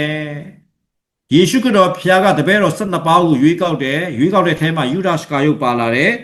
အဲ့ဒီယူဒရှကာယုတ်ကလည်းသခင်ယေရှုကိုရောင်းစားအပ်နှင်းတယ်ထိုမြမကသေးပဲနဲ့ဘာလို့ခဲ့ကြသလဲဆိုရင်ဘာရဘကိုလွတ်မလားယေရှုကိုလွတ်မလားလို့ပြောတဲ့အခါမှာလဲသူတို့အားလုံးကဘာတဘောသူခဲ့ကြသလဲဆိုရင်ဘာရဘကိုလွတ်ပါယေရှုကိုတတ်ပါဆိုပြီးတော့သွေးကြော်ကြတယ်ပြောချင်တာကတော့ပညတ်တော်10ပါးထဲမှာလူနဲ့ဆိုင်တဲ့ပညတ်ထဲမှာအကြီးမားဆုံးသောအရာကပါလဲလူအသက်ကိုမတတ်နဲ့လို့ကျမ်းစာကပြောပါတယ်ဒါပေမဲ့နော်ဣသရေလလူမျိုးတွေကဘာလုပ်ခဲ့ကြသလဲဆိုယေရှုကိုတတ်ပါဆိုပြီးတော့မှအပြတ်ကြွေးကြော်ခဲ့တယ်အဲ့ဒီယေရှုကိုတတ်ပါလို့ပြောလိုက်တဲ့အရာဟာဘုရားကမတက်တဲ့အရာဖြစ်တဲ့အတွက်ကြောင့်ဒီနေ့ပညတ်တော်ခေတ်ကာလတစ်ခုလုံးကိုကြည့်တဲ့အခါမှာဣသရေလအမျိုးသားများသည်ဖျားသခင်ရဲ့ပညတ်တော်တွေကိုတောက်လျှောက်ချိုးဖောက်ခဲ့တယ်လို့ပဲဖျားသခင်စင်တဲ့သားတော်ယေရှုကိုပင်လင်တတ်ဖို့ရန်အတွက်သူတို့ဆုံးဖြတ်ခဲ့ကြတဲ့အတွက်ကြောင့်ဖျားသခင်ဟာဒီနေ့သူတို့ကိုဘာလုပ်တယ်လဲတဲ့တရားစင်ခြင်းခံစေမယ်တဲ့တရားစင်ခြင်းခံစေမယ်ဘာအားဖြစ်လဲလို့မင်းရင်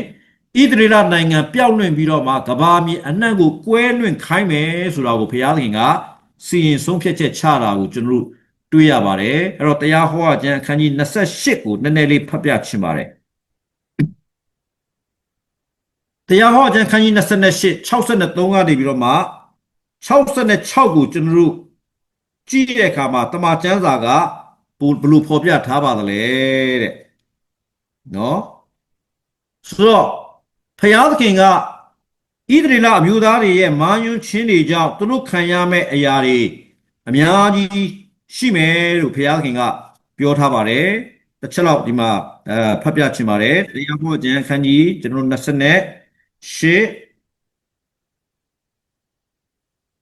63ကနေပြီးတော့မှ66ဖြစ်တယ်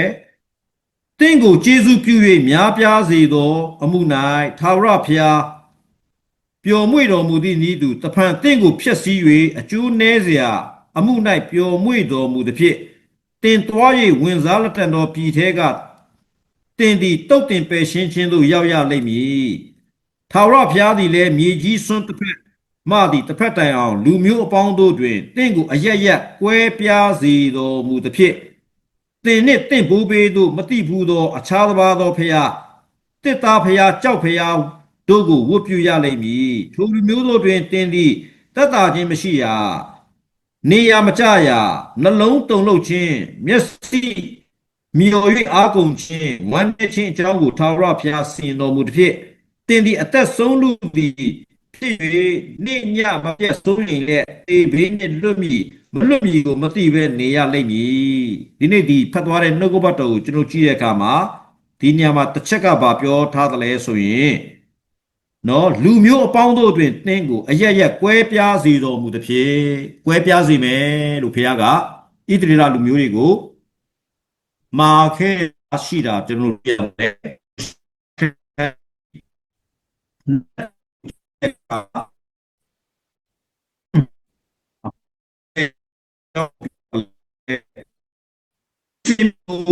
ရားမြောက်ဝိညာဉ်ရဲ့ရှိဒီကိုတင်တို့မြင်သောအခါထိုမြို့သည်ပျက်စီးခြင်းသို့ရောက်လူသည်ကိုသိမှတ်ကြလောဆိုတော့ဒီနေ့ပညာတော်ခင်းနဲ့ပတ်သက်ပြီးတော့သူချုံပြောမယ်ဆိုလို့ရှိရင်ပညာတော်ခေတ်ကာလမှာစောင့်ထိန်ရမယ့်တောင်းကပညာတော်တွေဖြစ်ပါတယ်ဒါပေမဲ့သူတို့အားလုံးဟာပြက်ကွက်ကျူးလွန်ပြီးတော့မှ ရုပ်စင်ကိုကိုးကွယ်ကြတယ်အရှာရပေကိုကိုးကွယ်ကြတယ်ဓမ္မဓမ္မတိကိုရောက်လာတဲ့အခါမှာတော့ဘုရားခင်ဆင်တူတဲ့သားတော်ယေရှုကိုပင်လင်သူတို့တတ်ဖို့ရန်အတွက်လုံးဝကြံစီခဲ့ကြတာကျွန်တော်တွေ့ရတယ်။ဒါကြောင့်ဘုရားသခင်ရဲ့တရားစီရင်ခြင်းကတော့မြေကြီးအရက်ရက်ကိုကွဲပြားစေမယ်။တိုင်းနိုင်ငံအသီးသီးကိုကွဲပြားစေမယ်။ယေရုရှလင်မြို့ကိုတဲ့ဘိုးချေတွေဝန်းရံမယ်။ဒါကြောင့်မို့လို့ပြည့်ညတ်တော်ခေတ်ကိုကျွန်တော်ကြည့်တဲ့အခါမှာအဆုံးတက်ကတော့ဗာလဲဆိုရင်ယောမစစ်ဘိုလ်ချုပ်တိုက်တက်ဆိုတဲ့သူကယေရုရှလင်မြို့ကိုဝန်းရံလာပြီးတော့မှယေရုရှလင်မြို့ကိုဖျက်ဆီးတယ်အဲ့တော့သခင်ရှုခရစ်တော်ဗျာလက်ဝါးကမှာအသေးခံရင်တင်းကျပ်ရှင်ထမြောက်ပြီးတဲ့နောက်ပိုင်းမှာနော်အဲ့ယောမစစ်ဘိုလ်ချုပ်ကဘာလုပ်ခဲ့တယ်လဲဆိုရင်ယေရုရှလင်မြို့ကိုတစားစီဆွဲဖျက်ပြီးတော့မှဣသရေလလူမျိုးတွေအားလုံးကိုမြေကြီးတင်ကိုကွဲပြားပြန့်နှံ့စေခဲ့တယ်လို့ကျွန်တော်တို့တွေ့မြင်ရပါတယ်ပြန်ကြည့်အောင်ဆိုတော့ဒီပုံကျွန်တော်ပြန်ပြီးကြည့်တဲ့အခါမှာဖယားသခင်ကပညတ်တော်ခေတ်ကာလမှာเนาะဒါတော့အတူချုံပြန်ပြီးသွားဖို့ဖြစ်ပါတယ်အဲ့တော့ပညတ်တရားကိုဖယားသခင်ကဣသရေလလူမျိုးတွေကိုပေးတဲ့အခါမှာရည်ရွယ်ချက်ရှိပါတယ်ပညတ်တော်ကိုဖယားသခင်ကလောကမှာရှိနေတဲ့လူသားတွေကိုဘာလို့ပေးသလဲမောရှေအဖြစ်ဘာလို့ပေးသလဲလို့ကျွန်တော်ကြည့်တဲ့အခါမှာရည်ရွယ်ချက်ကဒီနေရာမှာ၃ချက်လောက်เนาะကျွန်တော်ကြည့်ဖို့ဖြစ်တယ်နံပါတ်1ကတော့ဘာလဲဆိုရင်လူတွေရဲ့အသက်တာထဲမှာတဲ့အဖြစ်ရှိတယ်ဆိုတဲ့အရာကိုပေါ်ပြဖို့ရန်အတွက်နော်ပညတ်တော်ကိုပေးခြင်းဖြစ်တယ်အဓိပ္ပာယ်ကတော့ဒီနေ့လူတစ်ယောက်ရဲ့မျက်နှာပြင်မှာနော်မဲ့ရှိနေသလားမျက်နှာမှာဦးမဲပဲပေနေသလားဆိုတာကိုသိမြင်ဖို့ရန်အတွက်တို့ဘာကိုအသုံးပြုရတယ်လဲဆိုရင်မှန်ကိုအသုံးပြုရတယ်မှန်ကိုကြည့်လိုက်တဲ့အခါကျတော့မှကျွန်တော်ရဲ့မျက်နှာမှာဦးမဲတွေပေနေတယ်နော်ကျွန်တော်ရဲ့မျက်စိမှာမျက်ချေးတွေရှိနေတယ်ဘာနဲ့သိရတယ်လဲဆိုရင်မှန်ကိုကြည့်ရှင်အဖြစ်သိရတယ်တလို့ပါပဲဖျားသခင်ကပညတ်တော်10ပါးကိုပေးလိုက်တဲ့အခါမှာအဲ့ပညတ်တော်ကိုကြည့်ရှင်အဖြစ်ဩငါတို့ရဲ့တက်တာထဲမှာအပြစ်တွေရှိနေတယ်ပါလားဆိုတာကိုသိမြင်စေဖို့ရန်အတွက်ဖျားသခင်ဟာပညတ်တော်ကိုပေးခြင်းဖြစ်တယ်ဒုတိယအချက်ကတော့ဘာလို့ပညတ်တော်ကိုဖျားသခင်ပေးသလဲလို့ကြည့်တဲ့အခါမှာဖျားသခင်ဒီတန့်ရှင်းသောဖျားဖြစ်ပြီးတော့မှအပြစ်သားများဟာဆိုလို့ရှိရင်တော့ဖြစ်နော်ဖယားခင်ရဲ့တန့်ရှင်းခြင်းပါရမီကိုဘယ်တော့မှမမိနိုင်ဘူးဆိုတာကိုသိမြင်ဖို့ရန်အတွက်ဖယားကပညတ်တော်ကိုပေးခြင်းဖြစ်တယ်အဲ့တော့ပညတ်တွေကိုကျင့်လေလေအပြစ်တွေကိုလုံမိလေလေပညတ်တော်တွေကိုကင်တွယ်လေလေကိုမတန့်ရှင်းကြောင်းကိုသိလေလေအဲ့တော့ဖယားခင်ဒီတန့်ရှင်းတဲ့ဖယားဖြစ်ကြောင်းသိဖို့ ਨੇ ကျွန်တော်ရဲ့အပြစ်သားများဟာဖယားခင်တန့်ရှင်းခြင်းပါရမီတော်ကိုဘယ်တော့မှမမိနိုင်ကြောင်းသိမြင်ဖို့ရန်အတွက်ဖယားခင်ပညတ်တော်တွေကိုပေးခြင်းလဲဖြစ်ပါတယ်တတိယချက်ကတော့အဲ့ဒီလိုကျွန်တော်ကပညတ်တော်တွေကိုဘလောက်ပဲကျင့်ဖြောက်မှတ်ခြင်းလည်းမရနိုင်ဘူးပညတ်တော်ကိုကျွန်တော်ဘလောက်ပဲကျင့်ကျွန်တော်ရဲ့အတ္တကတန့်ရှင်းခြင်းလည်းမဖြစ်လာတဲ့အခါမှာကျွန်တော်ရဲ့အတ္တထဲမှာကဲတင်ရှင်လိုအပ်ပြီဆိုတဲ့အရာကိုသိမြင်စေဖို့ရန်အတွက်ဖယားသခင်ကဒီပညတ်တော်တွေကိုပေးခြင်းဖြစ်တယ်ဆိုတာကိုကျွန်တော်တို့နားလည်ရပါတယ်အဲ့တော့ဒီနေ့ကျွန်တော်တို့ဖယားသခင်ပေးတဲ့ပညတ်တော်ဟာမကောင်းတာမဟုတ်ပါဘူးเนาะဒီနေ့ကျွန်တော်တို့ပြောနေတဲ့အရာကဘာလဲဆိုရင်ပညတ်တရားတော်ကိုငါတို့ကကျင့်ခြင်းအပြည့်ကဲ့တင်ခြင်းမရဘူးဟေ့ပညတ်တော်ကငါတို့မကယ်နိုင်ဘူးဟေ့ဆိုတာကမှန်တဲ့စကားဟုတ်ပါတယ်သို့တော်ညာလဲဖယားသခင်ရဲ့ပညတ်တော်များသည်ကျွန်တော်လောကလူသားများအတွက်အလွန်တရာလိုအပ်တဲ့ပညတ်တော်ဖြစ်တယ်ဘာဖြစ်လို့လဲတဲ့အဲ့ဒီပညတ်တရားတာမရှိဘူးဆိုရင်ကျွန်တော်ရဲ့တတ်တာထဲမှာအပြစ်ရှိကြောင်းကျွန်တော်မသိနိုင်ဘူးနော်အဲ့ပညတ်တရားတာမရှိဘူးဆိုရင်ကိုတန့်ရှင်းတဲ့လူဖြစ်တယ်လို့ထင်နေအောင်မှာပဲဖြစ်တယ်အဲ့ဒီပညတ်တော်တွေကိုကျွန်တော်မြင်တွေ့တဲ့အခါကျတော့မှပဲနော်မကျင့်နိုင်ဘူးဆိုတာသိလာတဲ့အခါကျတော့မှပဲဩငါတို့ကိုကယ်မဲ့ကယ်တင်ရှင်လိုနေတယ်ဆိုတာဖယားသခင်ရဲ့ရှေ့တော်မောက်မှာကျွန်တော်က surrender လုပ်မယ်လက်မြောက်နိုင်မှာဖြစ်တယ်ဆိုတာကိုကျွန်တော်တွေ့ရပါတယ်ဆိုတော့ကျွန်တော်တို့ပညတ်တော်နဲ့ပတ်သက်ပြီးတော့မှအနည်းငယ်လေးကျွန်တော်ဆက်ပြီးတော့မှလေ့လာဖို့ဖြစ်ပါတယ်ယောမဩဝါဒစာခန်းကြီး3အပိုင်းငယ်20ကိုကျွန်တော်ကြည့်လိုက်တဲ့အခါမှာဖယားသခင်ပေးလိုက်တဲ့ပညတ်တော်ရဲ့ရည်ရွယ်ချက်နော်ကျမ်းပိုက်လေးနဲ့ကျွန်တော်ကြည့်ဖို့ဖြစ်ပါတယ်လို့ယောမကျမ်းခန်းကြီး3အပိုင်းငယ်20မှာဘာအကြောင်းပြောထားသလဲတဲ့ထို့သောပညတ်တရားသည်ဒုစရိုက်အပြစ်ကိုထင်ရှားစေသည်ဖြစ်သောကြောင့်ပညတ်တရား၏အကျင့်အားဖြင့်ဖယားသခင်ရှေ့တော်၌အဘယ်သူမျှဖြောင့်မတ်ရာသို့မရောက်ရနော်ပညတ်တရားသည်ဒုစရိုက်အပြစ်ကိုထင်ရှားစေသည်ဖြစ်သောကြောင့် အာဒန်နဲ့အေဝါခေတ်ကလေးကလောကလူသားတွေကနော်ပောက်ကရလှုပ်လာတယ်သူ့ဥစ္စာကိုခိုးတယ်သူ့ရဲ့ပစ္စည်းဥစ္စာတွေကိုလည်းမတရားလူယူတယ်သူ့မယားကိုလည်းပြစ်မှားတယ်လူအသက်ကိုလည်းတတ်တယ်ဒါပေမဲ့ဘယ်အရာကအပြစ်ဖြစ်တယ်လဲဆိုတဲ့အရာကသူတို့ရဲ့တက်တာထဲမှာထောက်ပြစရာအရေးယူစရာပညတ်ကမရှိဘူးမရှိတဲ့အတွက်ကြောင့်မကြိုက်ဘူးဆိုရင်တယောက်နဲ့တယောက်ထားပြီးတက်ကြတယ်ဂလဲစားတွေခြေကြတယ်အဲ့ဒီလိုနဲ့ပဲဖြတ်တန်းလာတာဖြစ်တယ်ဒါကဘဒုရဲ့ခေတ်ကာလလဲလို့ကြည့်တဲ့အခါမှာအာဒန်နဲ့ဧဝါကနေပြီးတော့မှမွေးဖွားလာတဲ့မျိုးစင်ဆက်တောက်လျှောက်အဲ့တော့ဒီနေ့ပညတ်တရားကြီးအချိန်ကာလကိုရောက်လာတဲ့ခါကျတော့ပညတ်တော်မှာမောရှေကပညတ်တော်ကိုတောင်ပေါ်ကနေပြီးတော့မှထောင်ပြတယ်နော်ထောင်ပြတယ်သူမရအောင်မပြစ်မှားရဆိုပြီးတော့မှနော်ဒီမောရှေကနေပြီးတော့ပညတ်တော်ကိုထောင်ပြတဲ့အခါမှာလူကဘာသိသွားလဲဟာငါကသူများမိန်းမနဲ့ပေါင်းနေတာကအပြစ်ဖြစ်တယ်ပါလားဆိုတာဘယ်တော့မှသိတယ်လဲဆိုမောရှေကပညတ်တော်ကြီးကိုထောင်ပြလိုက်တဲ့အခါကျတော့မှပဲနော်ကိုအပြစ်သားဖြစ်ကြောင်းသိတယ်သူ့ဥစ္စာမခိုးရလို့မောရှေကပညတ်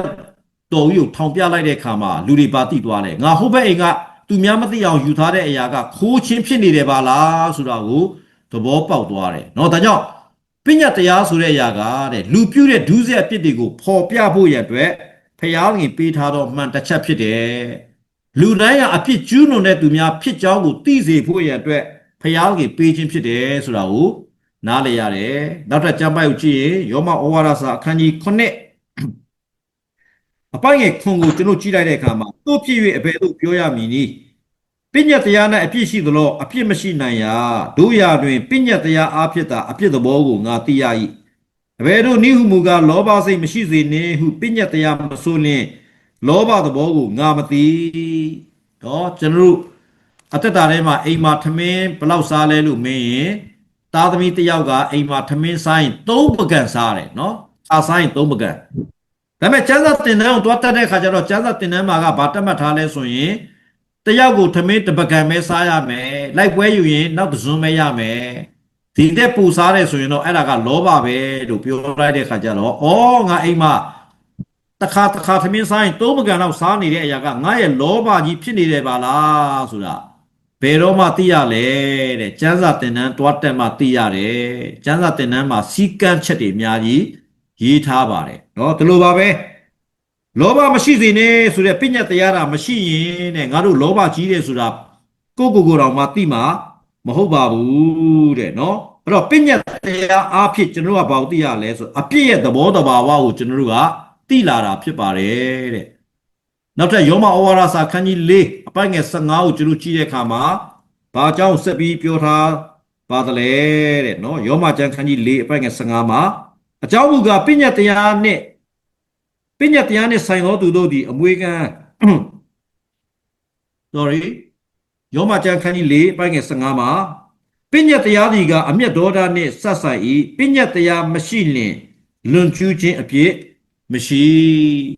ကျွန်တော်ရဲ့အိမ်ရှိမှာနော်လူတွေကအမိုက်တွေခဏလာပစ်တယ်သူတို့အမိုက်တွေလာပစ်တာကအပြစ်ဆိုတာသူတို့မသိဘူးအဲ့တော့တနေ့တော့ဘာသွားလို့တလဲဆိုရင်စိုင်းဘုတ်တခုတွားထောင်တယ်အမိုက်မပြည့်ရစိုင်းဘုတ်ထောင်လိုက်တယ်အဲ့ဒီအချိန်မှာလူတစ်ယောက်ကအမိုက်ပြစ်ဖို့ယူလာတယ်စိုင်းဘုတ်ကိုတွေးလိုက်တယ်အမိုက်မပြည့်ရအရေးယူခြင်းခံရမည်ဆိုတာတွေးလိုက်ရောဩငါအမိုက်ပြစ်နေတာကအပြစ်ဖြစ်တယ်ပါလားဆိုတာသူသဘောပေါက်သွားတယ်အချို့တော့သူတွေကလည်းဘာလို့တလဲဆိုရင်တွေ့ရကြုံရလမ်းကြိုလမ်းကြားနော်အပေါ့စွန့်တယ်နော်ယောက်ျားတွေကအပေါ့စွန့်တယ်ဒါပေမဲ့ဒီနေရာမှာစိုင်းဘုတ်လာကတ်တယ်ဤနေရာတွင်သေးမပေါက်ရစိုင်းဘုတ်ကြီးပေါ်လာတော့မှပဲကိုလုံနေတဲ့အလုပ်ကမမှန်ကန်ဘူးဆိုတဲ့အရာသိလာရတယ်လူများမကြိုက်ဘူးဆိုတာသိလာတယ်အဲ့ဒါကအဖြစ်ပဲဆိုတာသိလာရပါတယ်ဒီလိုပါပဲညီကောင်မောင်တို့ဖယားသခင်ကပညတ်တရားဝတာမပေးဘူးဆိုရင်လောကမှာရှိနေတဲ့လောကလူသားတွေကမိမိလုပ်နေတဲ့အလုပ်တွေအားလုံးကမှန်တယ်လို့ပဲထင်နေတယ်ဒါပေမဲ့ဖယားခင်ပေးတဲ့ပညတ်တရားကြီးလည်းရောက်လာရောကိုလုပ်တော့အလုပ်များသည့်အပြစ်ဖြစ်တယ်ဆိုတာကိုသိလာတယ်ဒါကြောင့်ဖယားသခင်ကပညတ်တော်ကိုပေးခြင်းဟာကောင်းကင်နိုင်ငံရောက်ဖို့အကျင့်တရားအနေနဲ့ဖယားကပေးခြင်းမဟုတ်ဘဲနဲ့မိမိဒီအပြစ်သားဖြစ်တယ်ဆိုတာကိုပို့ပြီးသိလာပြီးတော့ကဲတင်ရှင်ကိုမျော်လင့်လာအောင်ဖယားကပညတ်တော်ကိုပေးခြင်းဖြစ်ပါတယ်ယာကုပ်ကျမ်းခန်းကြီး1အပိုင်းငယ်30ဘာအကြောင်းပြောထားလဲဆိုရင်ပညတ်တရားအလုံးစုံတို့ကို စောင့်ရှောက်သည့်တွင်တစုံတစ်ခု၌မာမိလင်ပညတ်တရားအလုံးစုံတို့ကိုလွန်ကျူးသောအဖြစ်ရှိတယ်ကျမ်းစာကဆိုထားပါတယ်ဒါကြောင့်ဒီနေ့ကျွန်တော်ရဲ့သက်တာထဲမှာပညတ်တော်တွေကိုးပါးကျင့်နိုင်ပြီငါတပါးပဲမကျင့်နိုင်တာလို့ပြောရင်လေဖခင်ကဘာပြောလဲအားလုံးကျိုးပေါက်ပြီကိုးပါးကျင့်ထားတာလည်းအချီးနှီးဖြစ်သွားပြီလို့ဖခင်က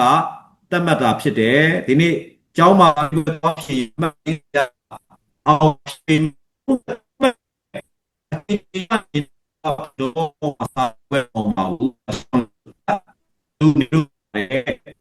ဒီ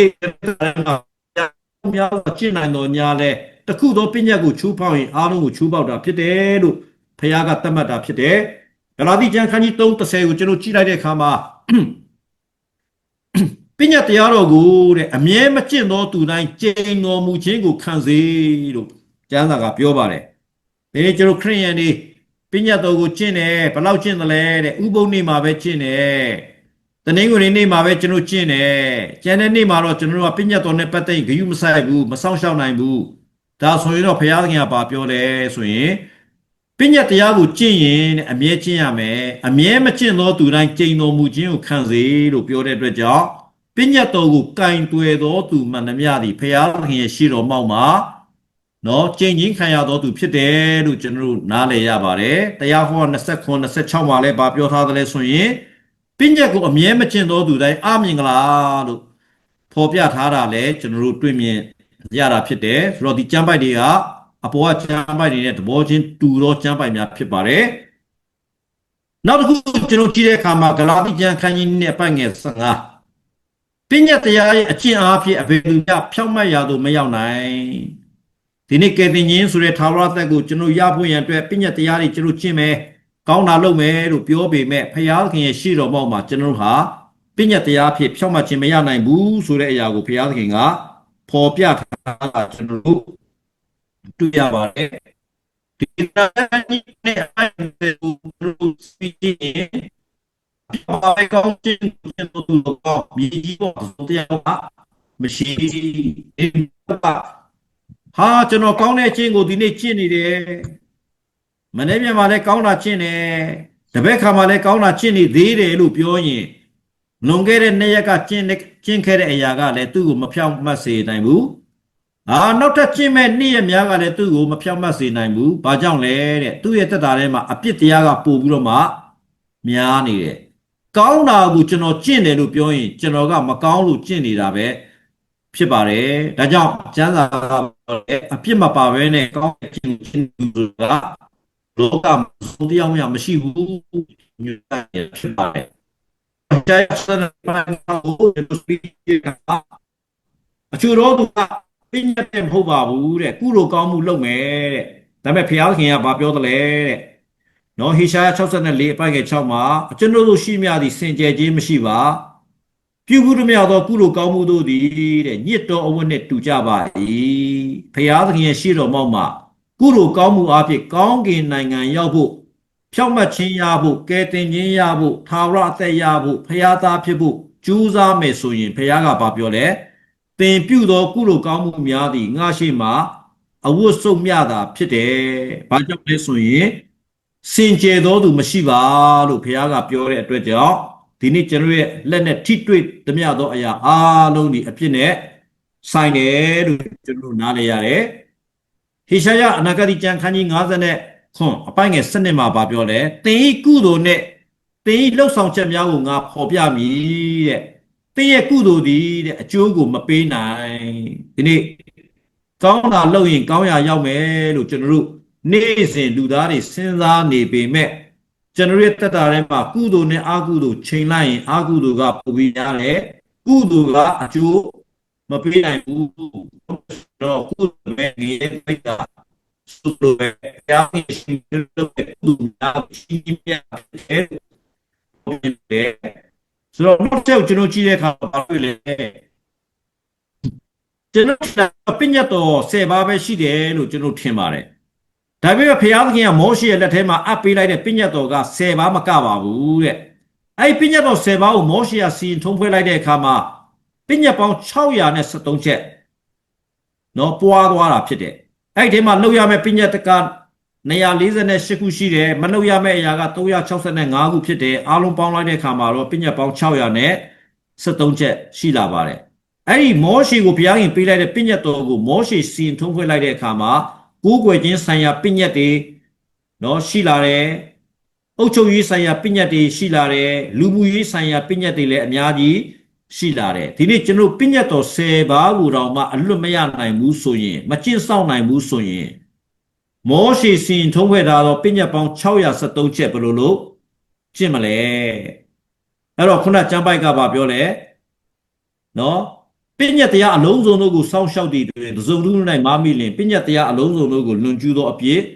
ရှိတယ်လို့ပြောတဲ့အတွက်ကြောင့်ဒီနေ့ပညတ်တရားနော်ပညတ်တော်ခေတ်ကာလကိုကျွန်တော်ကြည့်တဲ့အခါမှာပညတ်တော်သည်တိတ်ကောင်းသောအရာများဖြစ်တော်လဲမကောင်းသောသူများကကျွန်တော်တို့ဖြစ်ပါတယ်ပညတ်တော်သည်နော်စုံလင်သောတရားဖြစ်ပေမဲ့ကျွန်တော်တို့မစုံလင်သောသူများဖြစ်တဲ့ပညတ်တော်ကကျွန်တော်ကိုကယ်တင်ပေးမလားလို့မင်းပညတ်တော်ကကျွန်တော်ကိုကယ်တင်မဲ့တရားမဟုတ်ပါဘူးဆိုတာကိုကျွန်တော်သိဖို့ထပ်မှန်ပြီးတော့မှကျွန်တော်ဝေငှခြင်းဖြစ်ပါတယ်အဲ့တော့ပြန်ပြီးချုပ်မယ်ဆိုရင်ဖျားသခင်ပေးလိုက်တဲ့ပညတ်တော်ခေတ်ကာလမှာပညတ်တော်အားလုံးစောင့်ရှောက်ဖို့ဖြစ်ပါတယ်သို့တော့ပညတ်တော်ကိုလူတွေကမဆောင်ရှောက်နိုင်တဲ့အတွက်ကြောင့်တနည်းအားဖြင့်ဣသရေလလူမျိုးတွေကပညတ်တရားကိုကျွလွန်မိတဲ့အတွက်ကြောင့်ဖျားသခင်ရဲ့တရားစီရင်ခြင်းကဘုရုပေါ်မှာရောက်လာတယ်လဲဆိုရင်ဣသရေလလူမျိုးတွေပေါ်မှာအထူးတစ်ဖြစ်နော်ရောက်ရှိလာတာဖြစ်တယ်ဒါကြောင့်မို့လို့ဣသရေလလူမျိုးတွေဟာဖျားသခင်ရဲ့ဆုံးမခြင်းကိုခံရပါတယ်အဲ့ဒါကတော့ကဘာမြေအနက်ကိုကွဲလွင့်သွားပြီးတော့မှသူတို့ရဲ့အတ္တကဖျားသခင်ရဲ့ဆုံးမခြင်းအဆုံးတက်သွားတာဖြစ်တယ်ဆိုတာကိုကျွန်တော်နားလည်ရပါတယ်လို့เนาะဒီနေ့မှာတော့ကျွန်တော်ဒီလောက်မှာပဲရက်ထားဖို့ဖြစ်ပါတယ်အရောက်တိုင်းကိုဖျားရှင်ကောင်းကြီးပေးပါစေ